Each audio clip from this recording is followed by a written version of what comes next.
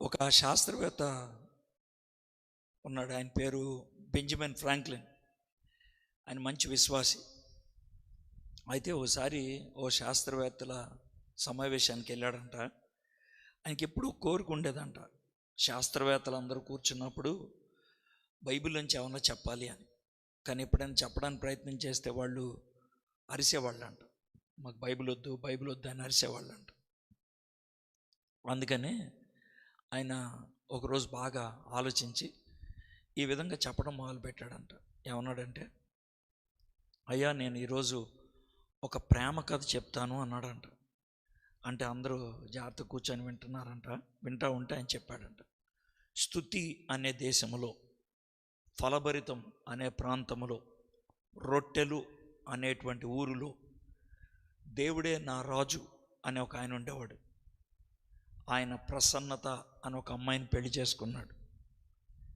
ఆ తర్వాత కొన్ని రోజులకి ఇంట్లో అశాంతి వచ్చింది, ఊర్లో సమస్యలు వచ్చాయి.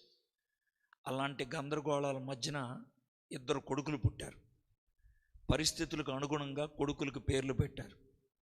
ఒక కొడుకు పేరు జబ్బు, ఇంకో కొడుకు పేరు పనికిమాలినాడు. పరిస్థితులు ఇంకా బాగా చెడ్డగా అయిపోతే ఈ ఊరిలో ఉండలేమని పక్క దేశం వెళ్ళిపోయారు. అక్కడికి వెళ్ళిన తర్వాత అక్కడ కొంతకాలం ఉన్నాక ఒక 2 అమ్మాయిలు చూసి కొడుకులకి ఇచ్చి పెళ్లి చేశారు. ఒక కోడల పేరు మొండి, ఇంకో కోడల పేరు స్నేహం. ఈ విధంగా ఆయన కథ చెప్పుకుంటూ వెళ్ళాడంట. అందరూ కూడా జాగ్రత్తగా వినేసి చాలా కాలం తర్వాత ఓ మంచి కథ చెప్పామన్నారంట. నేను సగమే చెప్పాను, తను పూర్తిగా చెప్పాడు. ఆయన అప్పుడు నవ్వుకుంటూ అన్నాడంట, ఈ కథ నేను బైబిల్లోని చెప్తున్నాను అన్నాడంట. అంటే అప్పుడు ఒక్కసారిగా ఆశ్చర్యపోయి, బైబిల్లో ఇలాంటి పేర్లు ఎక్కడ లేవు, నువ్వు మమ్మల్ని మోసం చేయొద్దు, బైబిల్లో అది కాదు ఇది అన్నారంట. లేదు, బైబిల్లో ఉన్నటువంటి హీబ్రూ పేర్లకి మన అనువాదం చేసి నేను చెప్పాను అన్నాడంట. స్తుతి అంటే యోధ, ఫలభరితం అంటే ఎఫ్రత, రొట్టెలు అంటే బెత్లెహేం, ఎలిమెలక్ అని అంటే దేవుడైన రాజు, నయోమి అంటే ప్రసన్నత, మహ్లోను కిలోను అంటే జబ్బు పనికిమాలినవాడు, ఓర్ఫా రూతు అని అంటే మొండి స్నేహం. రూతు గ్రంథాన్ని ఆయన కథలాగా చెప్పాడు. ఈరోజు రూతు గ్రంథంలో ఒక చిన్న భాగం మీతో కలిసి ధ్యానం చేస్తాను. రూతు గ్రంథం చాలా అద్భుతమైంది. ఎందుకు అని అంటారేమో, 85 వచనాలు చిన్న పుస్తకం. 1వ అధ్యాయానికి 23, 2వ అధ్యాయానికి 22, 3వ అధ్యాయానికి 18, 4వ అధ్యాయానికి 22, 85 వచనాలు. 85 వచనాల్లో 46 వచనాలు సంభాషణ, అంటే మనుషులతో మనుషులు మాట్లాడుకునేది. మనము అలా మనుషులు మాటలు వినటం అంటే ఇష్టపడతాం. అలాగ చక్కగా ఒక కథ రూపంలో, ఒక డ్రామా లాగా అది నడుస్తూ ఉంటుంది. ఈ రూతు గ్రంథం 4 అధ్యాయాలు 85 వచనాలు అంతా కలిసి ఒక 50 రోజుల్లో అయిపోయింది. 50 రోజులు అంతే. 50 రోజుల్లో జరిగినటువంటి విశేషాలు ఇవి.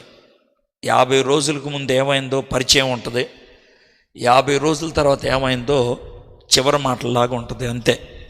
అయితే మెయిన్ సన్నివేశం 50 రోజులు. 1వ అధ్యాయం 6వ వచనం నుంచి 4వ అధ్యాయం 15వ వచనానికి పట్టిన కాలం 50 రోజులు, 7 వారాలు అంతే. 7 వారాల కథ ఇది.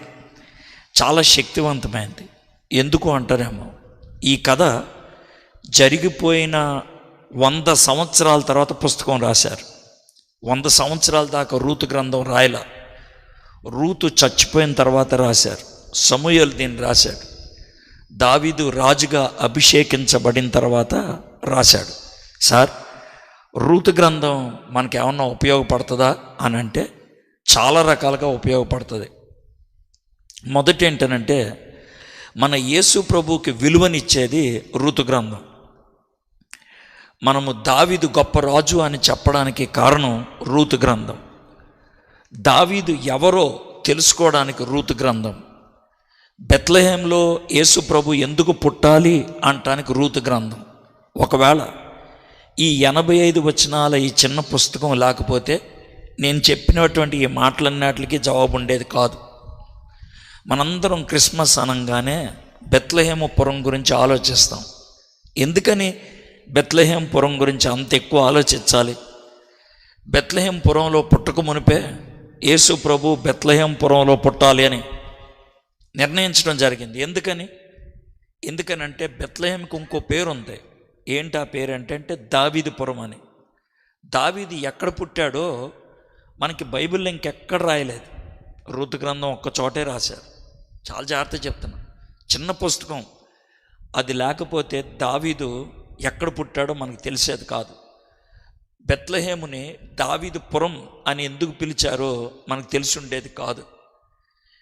ఇంకో మాట చెప్పాలంటే దావీదు గురించి పూర్తి విశేషాలు మనకి బైబిల్లో ఇంకెక్కడ రాయాల, మనకి ఈ రూతు గ్రంథంలో రాశారు. ఇప్పుడు ఉదాహరణకి నన్ను ఎవరైనా బాబు నువ్వెవరివే అని అంటే, సార్ నా పేరు ఎడ్వర్డ్ విలియమ్స్ సార్. అది తెలుసులేవయ్యా. మీ నాన్న ఎవరు సార్? నాకు తెలియదు సార్. మీ అమ్మ ఎవర్రా? నాకు తెలియదు సార్. ఒకవేళ అలాంటి మాట చెప్పాను అనుకోండి, నన్ను ఏమంటారు మీరు? అనాథ అంటారు. కొంచెం లోకాయుక్తంగా మాట్లాడాలంటే దిక్కుమాలినోడు అంటారు. వీళ్ళ తల్లిదండ్రులు ఎవరో తెలియదురా, ఇటు దిక్కుమాలినోడురా అంటారు. మనకి అమ్మా నాన్న పేరు తెలియకపోతే దిక్కుమాలినోళ్ళం, మనకు అమ్మా నాన్న తెలియకపోతే కనుక అనాథులం. అయితే యూదులకి 10 తరాల వరకు చెప్పలేకపోతే కనుక వాళ్ళు అనాథులు. అంటే ఇక్కడ కూర్చున్న వాళ్ళు ఎంతమంది ఈ ప్రశ్నకి జవాబు చెప్తారో తెలియదు. మీ నాన్నగారి పేరు తెలుసుద్దిలేండి మీకు, మీ తాత పేరు కూడా తెలుసుద్ది. మీ తాత వాళ్ళ నాన్న పేరు తెలుసా? చాలామందికి తెలియదు. ఎందుకంటే మనకు అనవసరం. కొన్ని సంవత్సరాలు అయితే తాత పేరు కూడా చెప్పరు. మీ తాతగారు ఎవర్రా? ఏమో సార్ అంటారు. కానీ యూదులు అలా కాదు, 10 తరాల వరకు వెనక్కి చెప్పగలుగుతారంట. చెప్పలేకపోతే వాళ్ళని గుర్తించరు, వాళ్ళకి విలువ ఇవ్వరు. ఎందుకంటే యూదులకి జాతి తత్వం చాలా ప్రాముఖ్యం. ఏ జాతిలో పుట్టావు నువ్వు, ఏ తెగలో పుట్టావు? 12 గోత్రాలు ఉన్నాయి కదా, 12 మంది ఉన్నారు కదా ఇశ్రాయేలీలు. నువ్వు ఏ గోత్రానికి చెందినవాడు అడుగుతారు ఖచ్చితంగా. అందుకే పౌలు భక్తుడు నేను బెంజామీను గోత్రానికి చెందినవాడిని అని చెప్పుకున్నారు. యేసు ప్రభువారు యోధా గోత్రానికి చెందినటువంటి వాడు, యోధా గోత్రపు సింహం. ఆ విధంగా 10 తరాలు ఖచ్చితంగా వెనక్కి వెళ్ళాలి. దావీదు 10 తరాల గురించి రాసింది రూతు గ్రంథంలోనే. ఒకసారి తీస్తారా? రూతు గ్రంథం 4వ అధ్యాయం 18 నుంచి 22 దాకా 10 పేర్లు ఉంటాయి. 10 పేర్లు. ఈ 10 పేర్లు దావీదు వెనకాల ఉన్నటువంటి 9 పేర్లు అన్నమాట. పెరెస్, ఆ తర్వాత హెస్రోను, ఆ తర్వాత రాము, ఆ తర్వాత అమీనాదాబు, ఆ తర్వాత నైసోను, ఆ తర్వాత సల్మాను, ఆ తర్వాత బోయజ్, ఆ తర్వాత ఒబెద్, ఆ తర్వాత యెషయి, ఆ తర్వాత దావీదు. లెక్క పెట్టండి కరెక్ట్గా 10 పేర్లు. 10 తరాలు వెనక్కి వెళ్ళటం అనేది యూదులకి అలవాటు. కాబట్టి ఈ రూతు గ్రంథంలో దావీదు గుర్తింపు మనకు వస్తుంది, లేకపోతే వచ్చుండేది కాదు. తర్వాత మీకు ఒక మాట చెప్పాను, బెత్లెహేము అనేది చాలా మనము విలువైనటువంటి పట్టణంగా మనం అంచనా వేస్తాం. బెత్లెహేము యొక్క పుట్టుపూర్వోత్తరాలు దావీదు ఈ పురానికి చెందినవాడని, ఇదే ఊరిలో యేసుప్రభు పుట్టాలని దేవుడు ఎంపిక చేసుకున్నాడు. ఎంత గొప్ప విషయం చూడండి. నా హృదయానుసారుడు దావీదు, ఆయన ఎక్కడ పుట్టాడు, నేను కూడా అక్కడే పుట్టాలి. యేసయ్య ఈ లోకంలోకి బెత్లెహేములో ఒక బాబుగా పుట్టి రావటం జరిగింది. బెత్లెహేము ప్రేమికుల పురం. బెత్లెహేములో 3 ప్రేమ కథలు ఉన్నాయి. బెత్లెహేములో 3 ప్రేమ కథలు. ఒక్కొక్క ప్రేమ కథ చెప్తాను. మొదటి ప్రేమ కథ చాలా భారభరితంగా ఉంటుంది. ఒక తండ్రి తన కొడుకుతో మాట్లాడుతున్నాడు. చచ్చిపోతున్నాడు తండ్రి. చచ్చిపోకముందు కొడుకును కూర్చోబెట్టుకొని మాట్లాడుతున్నాడు. నాయనా, నేను చచ్చిపోతాను రా. నేను చచ్చిపోతే నువ్వు నన్ను ఎక్కడ పాతి పెట్టాలో నీకు చెప్పాలరా అని చెప్తా ఉన్నాడు. ఆ నేపథ్యంలో తల్లిని ఎక్కడ పాతి పెట్టాడో చెప్పాడు. నాన్న, తల్లిని ఎక్కడ పాతి పెట్టావో నిన్ను అక్కడ పాతి పెట్టమంటావా? వద్దురా, వద్దు. అదేంటి నాన్న, అమ్మంటే నీకు చాలా ఇష్టం కదా? అవునరా, అమ్మంటే నాకు చాలా ప్రేమ, కానీ అక్కడొద్దు. ఎందుకంటే మన పూర్వీకులంతా వేరే చోట ఉన్నారురా. మీ పెద్దమ్మ అక్కడ ఉంది, మీ నానమ్మ అక్కడ ఉంది, మీ తాతయ్య అక్కడ ఉన్నారు, మీ ముత్తాత అక్కడ ఉన్నాడు, మీ ముత్తనానమ్మ అక్కడ ఉన్నారు. అక్కడ నన్ను పాతిపెట్టరా. ఎక్కడ పాతిపెట్టమంటావు నాన్న? హెబ్రోన్లో పాతిపెట్టు అని అన్నాడు. సరే కానీ అమ్మ ఎలా చనిపోయిందో చెప్తావా? చెప్తానురా, నువ్వు అప్పుడు నా దగ్గర లేవు, నిన్ను ఎక్కడికో తీసుకెళ్ళిపోయారు. అమ్మ చనిపోయిందిరా. నేను ఎఫ్రతా ప్రాంతానికి వచ్చానురా. బెత్లెహేం దగ్గరకు వచ్చినప్పుడు అమ్మ చాలా నీరసం అయిపోయింది. అమ్మ అక్కడ చచ్చిపోయిందిరా. అందుకే అమ్మని బెత్లెహేం దగ్గరే పాతి పెట్టేశాను. ఈ మాటలన్నది అన్నది ఎవరో తెలుసా? యాకోబు. ఎవరి గురించి అన్నాడు తెలుసా? ఆయనకు మొత్తం 4 భార్యలు. ఆ 4 భార్యలో ఒక్క భార్యను చాలా ప్రేమించాడు ఆయన. ఆ భార్యే యోసేపు యొక్క తండ్రి, తల్లి, బెంజామిన్ యొక్క తల్లి రేచల్, రాహేల్. ఆమంటే చాలా ఇష్టం. ఆమెను పాతి పెట్టింది బెత్లెహేంలోనే. ఇప్పటికీ చాలామంది హోలీ ల్యాండ్ టూర్ అని వెళ్తూ ఉంటారు. ఈ యెరూషలేం అవి చూడటానికి రోడ్డు మీద బస్సు ఆపి అదిగోండి అదే సమాధిని చూపిస్తారు. పొడుగ్గా బురుజు వస్తుంది, చాలా గట్టిగా కట్టాడు సమాధి. కనబడుతుంది రోడ్డు మీద నుంచి, అంత దూరంలో కనబడుతుంది. రోడ్డు ఎక్కడ ఉంటుంది? మన చర్చ్ ఉంది కదా, అంత దూరంలో ఉంటుంది సమాధి. ఎవరు దిగి వెళ్ళరు, పెద్ద చూడటానికి ఏం ఉండదు, పెద్దగా ఆలోచించరు. కానీ అది గొప్ప ప్రేమ కథ. ఆ ప్రేమ కథ ముగిసింది బెత్లెహేంలో. ఇక రెండో ప్రేమ కథ ఈరోజు మనం చూడబోయేది బోయజ్కి రూత్కి మధ్యన కలిగినటువంటి ప్రేమ. ఆ ప్రేమ ఫలిస్తే ఓబెద్దు పుట్టాడు. ఆ ఓబెద్దు కడుపులో జెస్సీ పుట్టాడు. ఆ జెస్సీ కడుపులో దావీదు పుట్టాడు. బోయజ్కి రూత్కి మధ్యన ఉన్నటువంటి ప్రేమ చాలా పవిత్రమైన ప్రేమ. ఈ 85 వచనాల్లో 5 వచనాలు గందరగోళం ఉంటే 8 వచనాలు ప్రేమ ఉంటుంది. ఆ 80 వచనాలు, ఈ 80 వచనాల ప్రేమ కథలో చాలా చక్కగా ఉంటుంది. దేవుడు మానవుణ్ణి ఎంతగా ప్రేమిస్తున్నాడో, దేవుడు సంఘాన్ని ఎంతగా ప్రేమిస్తున్నాడో అది ఈ గ్రంథంలో మనం చూడగలుగుతాం. రూతులో మనల్ని మనం చూసుకోగలుగుతాం. బోయజులో యేసేను చూడగలుగుతాం. నయోమిలో ఒక విధంగా పరిశుద్ధాత్మని చూడగలుగుతాం.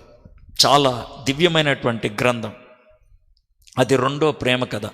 ఇక మూడోది అన్నిటికంటే గొప్ప ప్రేమ కథ. ఆ ప్రేమ కథను మించిన ప్రేమ కథ ఈ ప్రపంచంలో ఇక ఉండదేమో. అదే కాదు, ఉండదేమో కాదు, ఉండదు, ఉండటానికి వీల్లేదు, ఉండటానికి అసాధ్యం. ఏంటి సార్ ఆ ప్రేమ కథ అంటే, దేవుడు మానవుణ్ణి ప్రేమించిన ప్రేమ కథ. ఆ ప్రేమకు రుజువుగా, ఆ ప్రేమకు నిదర్శనంగా, ఆ ప్రేమకు ఇదిగో బహుమానమని తన కొడుకునిచ్చింది బెత్లెహేములో. కాబట్టి అది అన్నిటికంటే ఉన్నతమైనటువంటి ప్రేమ కథ. కాబట్టి ఈ బెత్లెహేం చాలా గొప్ప గ్రంథం అని చెప్పాలి. సరే, మనం రూతు గ్రంథంలోకి వచ్చేద్దాం. నేను కొన్ని వచనాలు చదువుతాను, ఆ వచనాల నుంచి మనం ధ్యానం చేసుకుందాం. మనం పుస్తకం అంతటినీ మీకు పరిచయం చేసినప్పుడు కూడా 2-3 పాఠాలు మాత్రం మీకు నేర్పిస్తాను. అది నేను చేసేటువంటి పని. మొదటి అధ్యాయం, మొదటి వచనం. న్యాయాధిపతులు ఏలినటువంటి దినముల యందు. ఈ కథ ఎప్పుడు జరిగింది? రూతు బోయజ్ వీళ్ళిద్దరి కలయిక ఎప్పుడు జరిగింది? రూతు అనేటువంటి వ్యక్తి ఈ ప్రపంచ పటములోకి ఎప్పుడొచ్చింది?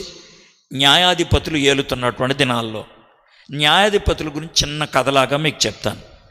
దేవుడు ఇశ్రాయేలుని ఎర్ర సముద్రం దాటించి 40 సంవత్సరాలు అరణ్యంలో ప్రయాణం చేపించి యోర్దాను నది ఒడ్డు దగ్గరికి తెచ్చాడు.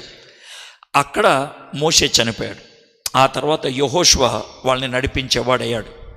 యెహోషువ యోర్దాను నది దాటిన తర్వాత 7 సంవత్సరాలు కష్టపడి కనానీలందరినీ కూడా ఓడగొట్టి మొత్తం దేవుడు ఇచ్చినటువంటి ఆ వాగ్దాన దేశాన్ని తను స్వాధీనం చేసుకున్నాడు. తర్వాత 18 ఏళ్ళు ఆయన పెద్దగా ఉన్నాడు. పంచాయతీ ప్రెసిడెంట్గా ఉన్నాడు, సర్పంచ్ లాగా ఉన్నాడు, పెద్ద ఆయనలాగా ఉన్నాడు. ఈ 18 సంవత్సరాలు ఈ 12 గోత్రాల వాళ్ళకి దేవుడిచ్చినటువంటి ఆ దేశాన్ని పంచి ఇచ్చేశాడు. యెహోషువ 110 ఏళ్ళోడుగా చచ్చిపోయాడు. ఆయన చచ్చిపోకముందు చివరిగా చెప్పిన మాట చాలా గంభీరమైన మాట. చాలా ఇళ్లల్లో ఆయన మాట రాసుకుంటారు. అది ఎంత మట్టుకు వాళ్ళు పాటిస్తారు నాకు తెలియదు, కానీ రాసుకుంటారు. ఏమని? నేనును నా ఇంటి వారము యెహోవాను సేవింతుమని వాళ్ళు పెట్టేసుకుంటారు. అది యెహోషువ అన్నాడు. ఆ నేపథ్యం అంతా చూస్తే కనుక చాలా బాగుంటుంది.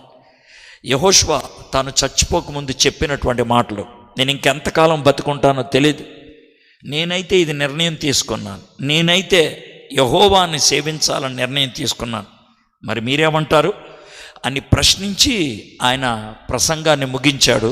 తర్వాత చనిపోయాడు. యెహోషువ చనిపోయినప్పుడు 110 సంవత్సరాలు. న్యాయాధిపతుల గ్రంథం 2వ అధ్యాయం, న్యాయాధిపతుల గ్రంథం 2వ అధ్యాయం, అక్కడక్కడ కొన్ని వచనాలు చదువుతూ కథను పొడిగిస్తాను నేను, అంతే. అంటే మీరు తర్వాత నేను చెప్పినట్లు కథ ఉందా లేదా మీరు తెలుసుకోవాలనుకుంటే ఆ వాక్య భాగాన్నంతా మీరు చదువుకోవాలి. అక్కడక్కడ చదివి వినిపిస్తాను, అంతే. న్యాయాధిపతుల గ్రంథం 2వ అధ్యాయం 8వ వచనం. నూను కుమారుడును యెహోవాకు దాసుడైన యెహోషువ 110 సంవత్సరముల వయసు గలవాడే మృతి నొందినప్పుడు అతని స్వాస్థ్యపు సరిహద్దులోనున్న తిమ్నత్సహార జనులు అతన్ని పాతిపెట్టరు. అది చావడం కూడా నాకు రావట్లేదు, ఆడెవడో పాతిపెట్టారు. ఇది జరిగింది విషయం. అయిపోయింది. యెహోషువ తన పని ముగించుకొని ఆయన వెళ్ళిపోయాడు. ఇది 8వ వచనంలో రాశారు. 9వ వచనం చూడండి, ఎంత వైవిధ్యం ఉంటుందో చూద్దాం. ఆ తరము వారందరూ తమ పితరుల యొద్దకు చేర్చబడరి, అంటే చచ్చిపోయారు. అంటే యెహోషువ కాలానికి చెందిన వాళ్ళందరూ చచ్చిపోయారు. యెహోషువ వయసుకు చెందిన వాళ్ళందరూ కూడా చచ్చిపోయారు. ఇక వాళ్ళ నుంచి నేర్చుకునే వాళ్ళు ఎవరన్నా ఉన్నారా అంటే మరి తెలియదు మనకి. ఆ తరం వెళ్ళిపోయింది. ఆ తరం వెళ్ళిపోయిన తర్వాత ఏం చూద్దాం. వారి తర్వాత ఇక్కడ చూడండి, యెహోవానైనను ఆయన ఇశ్రాయేలీయుల కొరకు చేసిన కార్యములనైనను ఎరగని తరం ఒకటి పుట్టగా. అంటే అప్పట్లో 30-40 సంవత్సరాలు పట్టేది ఒక విశ్వాసం నుంచి బయట రావడానికి, ఒక నమ్మకాన్ని నుంచి బయట రావడానికి. అందుకనే ఆ తరం గడిచేటప్పటికి ఇశ్రాయేలీయులు మారిపోయారు. వాళ్ళు మనం వాళ్ళని తిట్టొద్దు. ఎందుకు తిట్టొద్దు సార్ అంటారేమో. మనం అంతకంటే దరిద్రులం. ఎందుకు అంతకంటే దరిద్రులం అంటే మీ అందరికీ ఈ అనుభవం ఉంటుంది. మీకు కష్టాలు వచ్చినప్పుడు, సమస్యలు వచ్చినప్పుడు, జబ్బులు వచ్చినప్పుడు తెగ ప్రార్థనలు చేస్తారు, ప్రార్థనలు చేయించుకుంటారు, పాస్టర్ల దగ్గరకు వస్తారు, వీలైతే రోడ్డు మీద మోకరించమంటే కూడా మోకరిస్తారు, ప్రార్థన చేయండి అని అంటారు. దేవుణ్ణి ఎంతగానో కొనియాడతారు, ఎంతగానో ఆరాధిస్తారు. దేవుడు కృప చూపించి దేవుడు మీ సమస్యను పరిష్కరిస్తే కొన్ని రోజుల్లోనే దేవుడు మర్చిపోతారు. కొన్ని రోజులే, ఎక్కువ రోజులు ఉండరు, కొన్ని రోజులే చాలా త్వరగా మర్చిపోతారు. కొంతమంది ఎంత దరిద్రులు అంటే ఆ మాట ఉపయోగించడానికి ఇబ్బందిగా అనిపించట్లేదు నాకు, ఎందుకంటే అంత దరిద్రతను నేను చూశాను. ఒకసారి ఒక ఆవిడ దగ్గర నన్ను 3 ఏళ్ళు విసిగిచ్చింది. ఎందుకనంటే వారానికి ఒకసారి ఫోన్ చేసి ఏమన్నా నాకు ప్రార్థన చేయండి, నాకు ప్రార్థన చేయండి అని అడిగేది. ఎందుకనంటే ఆమెకి పిల్లలు లేరు. 3 సంవత్సరాల తర్వాత ఆమె ప్రార్థన చేయించుకోవడానికి ఫోన్ చేయటం మానేసింది. ఎందుకు మానేసిందో అనుకున్నాను, గుర్తురాలేదు. చాలా కాలం తర్వాత ఇప్పుడు ఎందుకు ఫోన్ చేయట్లేదు, ఏమైందబ్బా అని అనుకున్నాను. 6 ఏళ్ళ తర్వాత కలిసింది ఆవిడ. 6 ఏళ్ల తర్వాత చేతిలో ఒక 5 ఏళ్ల బాబు ఉన్నాడు. అంటే ప్రెగ్నెన్సీ పాజిటివ్ అవ్వంగానే ఫోన్ మానేసింది. అస్సలు నవ్వద్దు, మీలో అలాంటి దరిద్రులు చాలామంది ఉన్నారు, చాలామంది ఉన్నారు మీ ఇంట్లో. మీ దగ్గర చాలామంది పాస్టర్లు దాన్ని ఒప్పుకుంటారు. అవసరత వచ్చినప్పుడు కాళ్ళు పట్టేసుకుంటారు, పని అయిపోయిన తర్వాత కనబడిన కూడా కనబడరు. ఏమని చెప్పాలి మిమ్మల్ని? నీచ నికృష్టులు అని చెప్పాలి. అలాంటి పరిస్థితుల్లో పుట్టుకొచ్చింది రూతు గ్రంథం. అందుకే అది మన కథ. మనమేంటో దీంట్లో కనబడుతుంది అన్నమాట. సరే, 2వ అధ్యాయం 9వ వచనం అయిన తర్వాత 11వ వచనంకి వచ్చేద్దాం. అంటే అదే దాంట్లో ఇశ్రాయేలీలు యెహోవా కన్నుల ఎదుట కీడు చేసి ఐగుప్తు దేశంలో నుండి వారిని రప్పించిన తమ పితరుల దేవుడైన యెహోవాను విసర్జించి దేవుణ్ణి వదిలేశారు. బయలు దేవతలను పూజించి తమ చుట్టూ నుండి జనుల దేవతలలో ఇతర దేవతలను అనుసరించి వాటికి నమస్కరించి యెహోవాకు కోపము పుట్టించిరి. వారు యెహోవాను విసర్జించి బయలును అష్టరోతును పూజించిరి. ఎంత స్పష్టంగా చూడండి. 8వ వచనం ఎలా ఉంది, 12వ వచనం ఎలా ఉంది? నేనును నా ఇంటి వారు దేవుణ్ణి సేవిస్తాం, మరి మీరేం చేయదలుచుకున్నారు అనేది 8వ వచనం అయితే, మేము ఈ ఊళ్ళో ఉన్న దేవతలను అన్నది సేవించదలుచుకున్నాం అన్నది 11వ వచనం. మీలో చాలామంది ఈ మాటలు వింటున్నప్పుడు ఇది నాకు కాదులే, ఇది నాకు వర్తించేది కాదులే, ఇది నాకు సంబంధించింది కాదులే, నేను దేవతలను ఎక్కడ కొలుస్తున్నాను, నేను వేరే దేవుళ్ళని ఎందుకు కొలుస్తున్నాను, నేను వచ్చేది చర్చికే కదా, నేను గుళ్ళకి వెళ్ళను కదా, మసీదులకు వెళ్ళను కదా, ఇది నాకు సంబంధించింది కాదులే అని అనుకుంటున్నారేమో. మిమ్మల్ని అందరినీ కూడా బుక్ చేస్తా ఈ సాయంత్రం. మీరందరూ అదే జాతి వాళ్ళు అని రుజువు చేస్తా. ఖచ్చితంగా మీరు ఆ స్థితిలో ఉన్నవాళ్ళు అని చెప్తాను నేను. ఓకే, ఎందుకు జరిగింది ఇలా అంటానికి ఒక్క పేజీ వెనక్కి తెప్పండి. 1వ అధ్యాయం న్యాయాధిపతుల గ్రంథం 1వ అధ్యాయం 19వ వచనం చదువుతాను చూడండి. యెహోవా యోధా వంశస్థులకు తోడై ఉన్నందున వారు మన్య దేశమును స్వాధీనపరచుకొండ్రి. అయితే మైదానమందు నివసించు వారికి ఇనపరథములు ఉన్నందున వారిని వెళ్ళగొట్టలేకపోయిరి. ఆ మాట గుర్తుపెట్టుకోండి, వెళ్ళగొట్టలేకపోయిరి. ఆ మాట గుర్తుపెట్టుకోండి, వెళ్ళగొట్టలేకపోయిరి. దేవుడు ఇశ్రాయేలుని ఆ దేశంలోకి తీసుకెళ్ళక ముందు కొన్ని మాటలు చెప్పాడు. ఏం చెప్పాడంటే, అరే మీరు అక్కడికి వెళ్తున్నారు, అక్కడున్న ప్రజలకి క్లోజ్ అయిపోవద్దు, దగ్గర అయిపోవద్దు, అక్కడ ప్రజలకి మీ అమ్మాయిల్ని మీ అబ్బాయిల్ని ఇచ్చి పెళ్లి చేయొద్దు, అక్కడున్న వాళ్ళతో మరీ సన్నిహితం అయిపోవద్దు. ఎందుకో తెలుసా? అలా అయితే వాళ్ళ దేవతల్ని మీకు అంటగడతారు, వాళ్ళ దేవుళ్ళని మీకు అంటగడతారు. మీకు ఇష్టం ఉన్నా లేకపోయినా అది జరుగుద్ది. వాళ్ళ అలవాట్లు, వాళ్ళ ఆచారాలు మీలోకి వచ్చేస్తాయి. నాకు కోపం వస్తుంది. కాబట్టి మీరు వాళ్ళ ఆచారాలని వెళ్ళగొట్టేయండి, మాకు వద్దు అని చెప్పండి.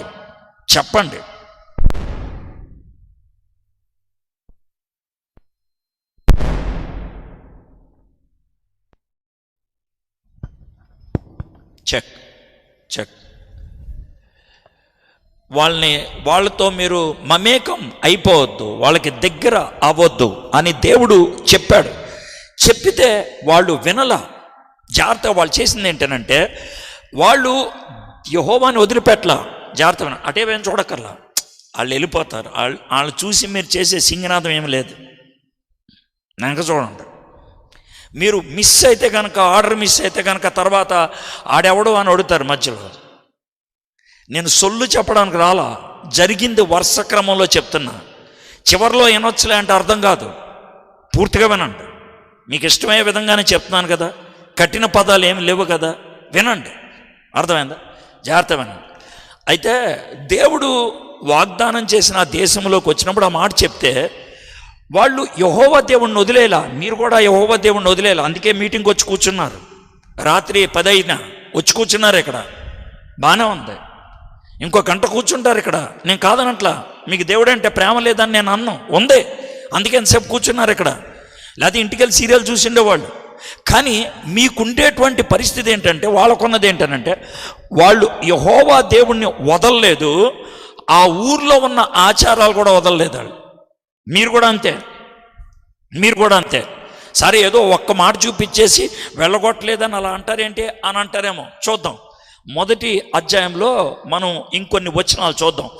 21వ వచనం చూసాను కదా ఇందాక. ఇప్పుడు 21వ వచనం చూద్దాం.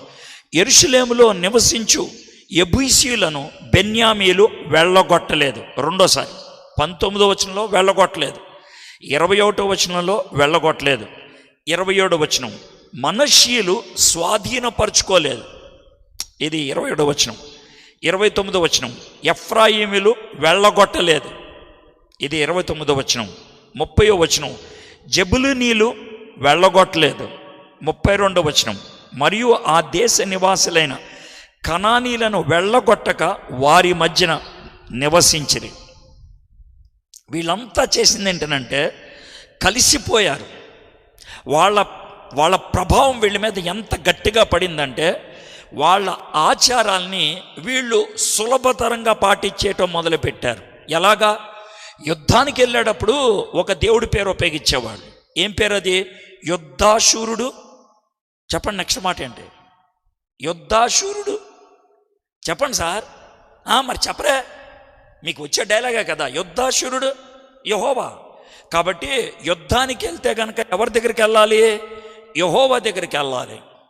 ఆస్తి అంతస్తు కావాలంటే ఎవరి దగ్గరికి వెళ్ళాలి? బయలు దగ్గరికి వెళ్ళాలి. పిల్లలు పుట్టాలంటే ఎవరి దగ్గరికి వెళ్ళాలి? అష్టరోతు దగ్గరికి వెళ్ళాలి. ఈ విధంగా దేవుడి దగ్గరికి వస్తున్నారు, దేవతల దగ్గరికి వెళ్ళటం మొదలుపెట్టారు. వాళ్ళ ఆచారాలు అక్కడి నుంచి తెచ్చుకోవటం మొదలుపెట్టారు, వాటిని వెంబడించడం మొదలుపెట్టారు. దేవుడికి నువ్వు ఆయన్ని పూర్తిగా వెంబడిస్తున్నావు అనుకో, చాలా సంతోషం. ఆయన్ని పూర్తిగా వదిలేసావు అనుకో, నీ మీద జాలి. ఆయన్ని పక్కన పెట్టి వేరు వేరు పాటిస్తున్నావు తూ అని ఉమ్మొస్తా అంటాడు దేవుడు. మీలో చాలామంది మీద దేవుడు ఉమ్మేయడానికి రెడీ అయ్యాడు. ఎందుకో తెలుసా? మీరు దేవుణ్ణి వదలరు, దెయ్యాన్ని వదలరు. మీరు దేవుణ్ణి వదలరు, మీ ఆచారాలని, దిక్కుమాలిన ఆచారాలని వదలరు. మీకు 3 ఆచారాల గురించి చెప్తాను. మీలో 100% దీన్ని పాటించేవాళ్ళే. 3 ఆచారాలు చెప్తాను. సంఘాల్లో కూడా పాటిస్తున్నారు, దరిద్రపు ఎదవలో. చెప్తాను ఖచ్చితంగా. ఏంటవి అని అంటారేమో. మొదటి ఆచారం మీ అందరూ పాటించేటువంటిది ఏంటి అని అంటే, పెళ్ళిళ్ళు టైం వచ్చేటప్పటికి వచ్చేస్తుంది అది. ఏంటి ఆ పెళ్ళిళ్ళ టైము? వాళ్ళు మనోళ్ళేనా అంటే ఏమన్నా గేదెకిచ్చి పెళ్లి చేస్తున్నావా?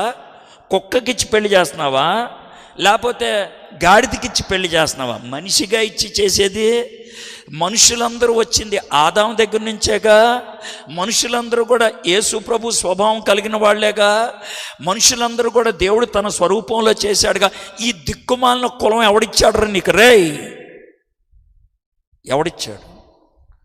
అది బైబిల్లో ఉందా? లేదే. ఎందుకు తెచ్చిపెట్టుకున్నావు? ఒక విషయం గుర్తుపెట్టుకో, కులాన్ని తెచ్చిపెట్టుకుంటే ఏ దేవుణ్ణి తెచ్చిపెట్టుకున్నావు తెలుసా? మనుధర్మం అనే దాన్ని తెచ్చుకున్నావు. నేను దాన్ని కించపరిచి మాట్లాడతా, దానికి వ్యతిరేకంగా మాట్లాడతా. అది వాళ్ళ నమ్మకం. నువ్వు క్రైస్తవుడు అయితే దాని దగ్గరికి ఎందుకు వెళ్తున్నావు అని అడుగుతున్నా. అది నా ప్రశ్న. వాళ్ళు ఎందుకు పాటిస్తున్నారంటే వాళ్ళు పాటించుకున్నారు, నీకెందుకు?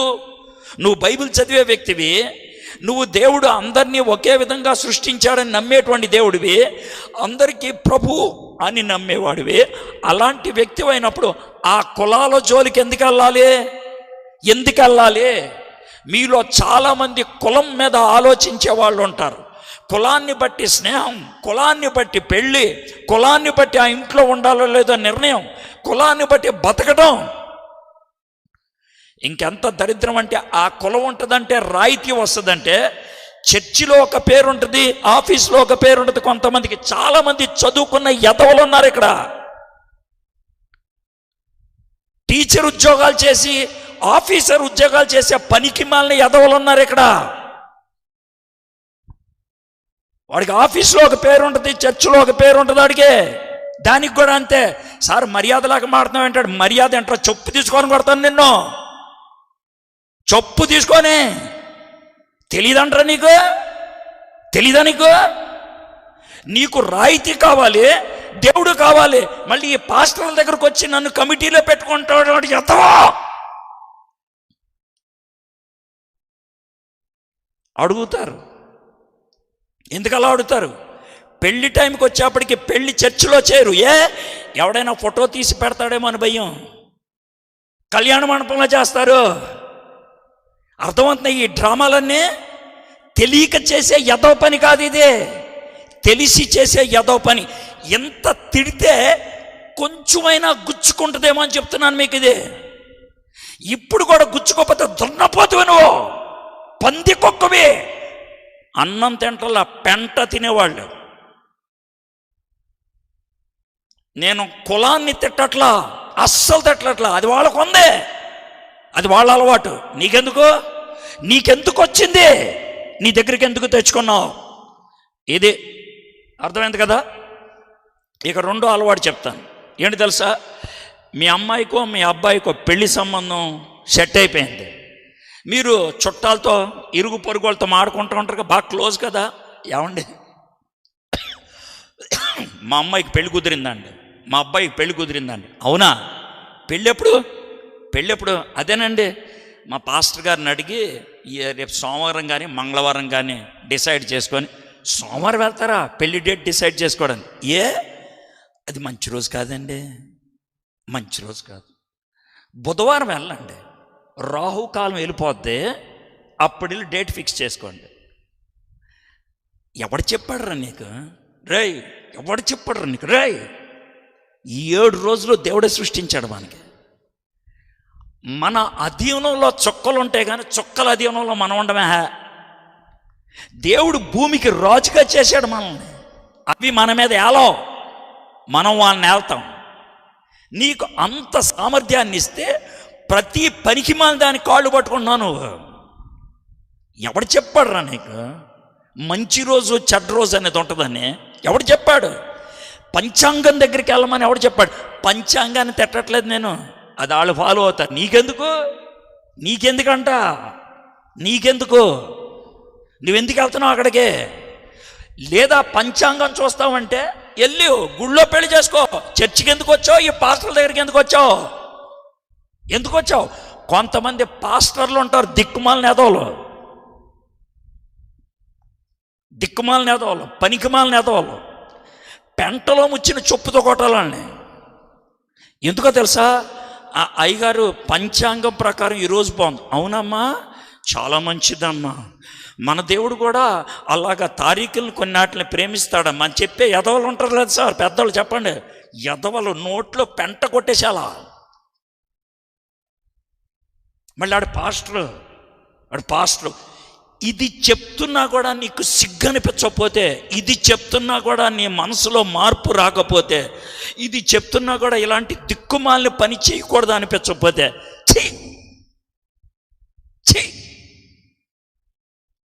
తగంటే ఎవడు చెప్పడు. ఇది రెండోది. మూడోది, మాది ఏలూరు, సొంతూరు. ఊర్లో ఏ చర్చో నేను చెప్పను. ఓ పెద్ద చర్చికి వెళ్ళాను, చాలా పెద్ద చర్చ్ అది. ఆ చర్చిలో ఇదివరకు 2-3 సార్లు వాక్యం చెప్పాను. అయితే మళ్ళీ వాక్యం చెప్పడానికి వెళ్ళి కొంచెం గ్యాప్ ఉంది, 7 సంవత్సరాలు ఎంత గ్యాప్ వచ్చింది. 7 సంవత్సరాల తర్వాత వాక్యం చెప్పడానికి వెళ్తే ఈ ప్రసంగం చేసే ఈ పుల్పిట్ అంటారు కదా, చర్చికి ఈ పక్కన ఉండేది ఆ పక్కకి వెళ్ళింది. పాలరాతితో చేసింది అనమాట. దాని మీద బైబిల్ పెట్టుకొని చెప్తారు, చుట్టూ చక్కగా ఉంటుంది, అద్భుతంగా. నేను మామూలుగా చర్చిలోకి ఎంటర్ అవ్వగానే ఇలా చూస్తే అక్కడ పులిపిటి కనబడట్లా. ఏమైందిరా బాబు అంటే ఇటే పొంది. నేను వాక్యం చెప్పేసి వచ్చాను, నాకెందుకు చెప్పేసి వచ్చా. వచ్చిన తర్వాత మా అన్నే ఆ చర్చి కమిటీ మెంబర్. అర్థమైందా? ఇదేంటి పుల్పిట్ ఇటు ఉండేది అటే పెళ్ళిందంటే సిద్ధాంతి చెప్పాడు రా. ఎవడాడు సిద్ధాంతి చర్చిలో పుల్పిట్ ఎటు ఉండాలి చెప్పాడంట. వాస్తు ప్రకారం ఈశాన్యం నుంచి వాక్యం వెళ్తే వారుగా వెళ్తుందంట. నేను అబద్ధం ఆడలా.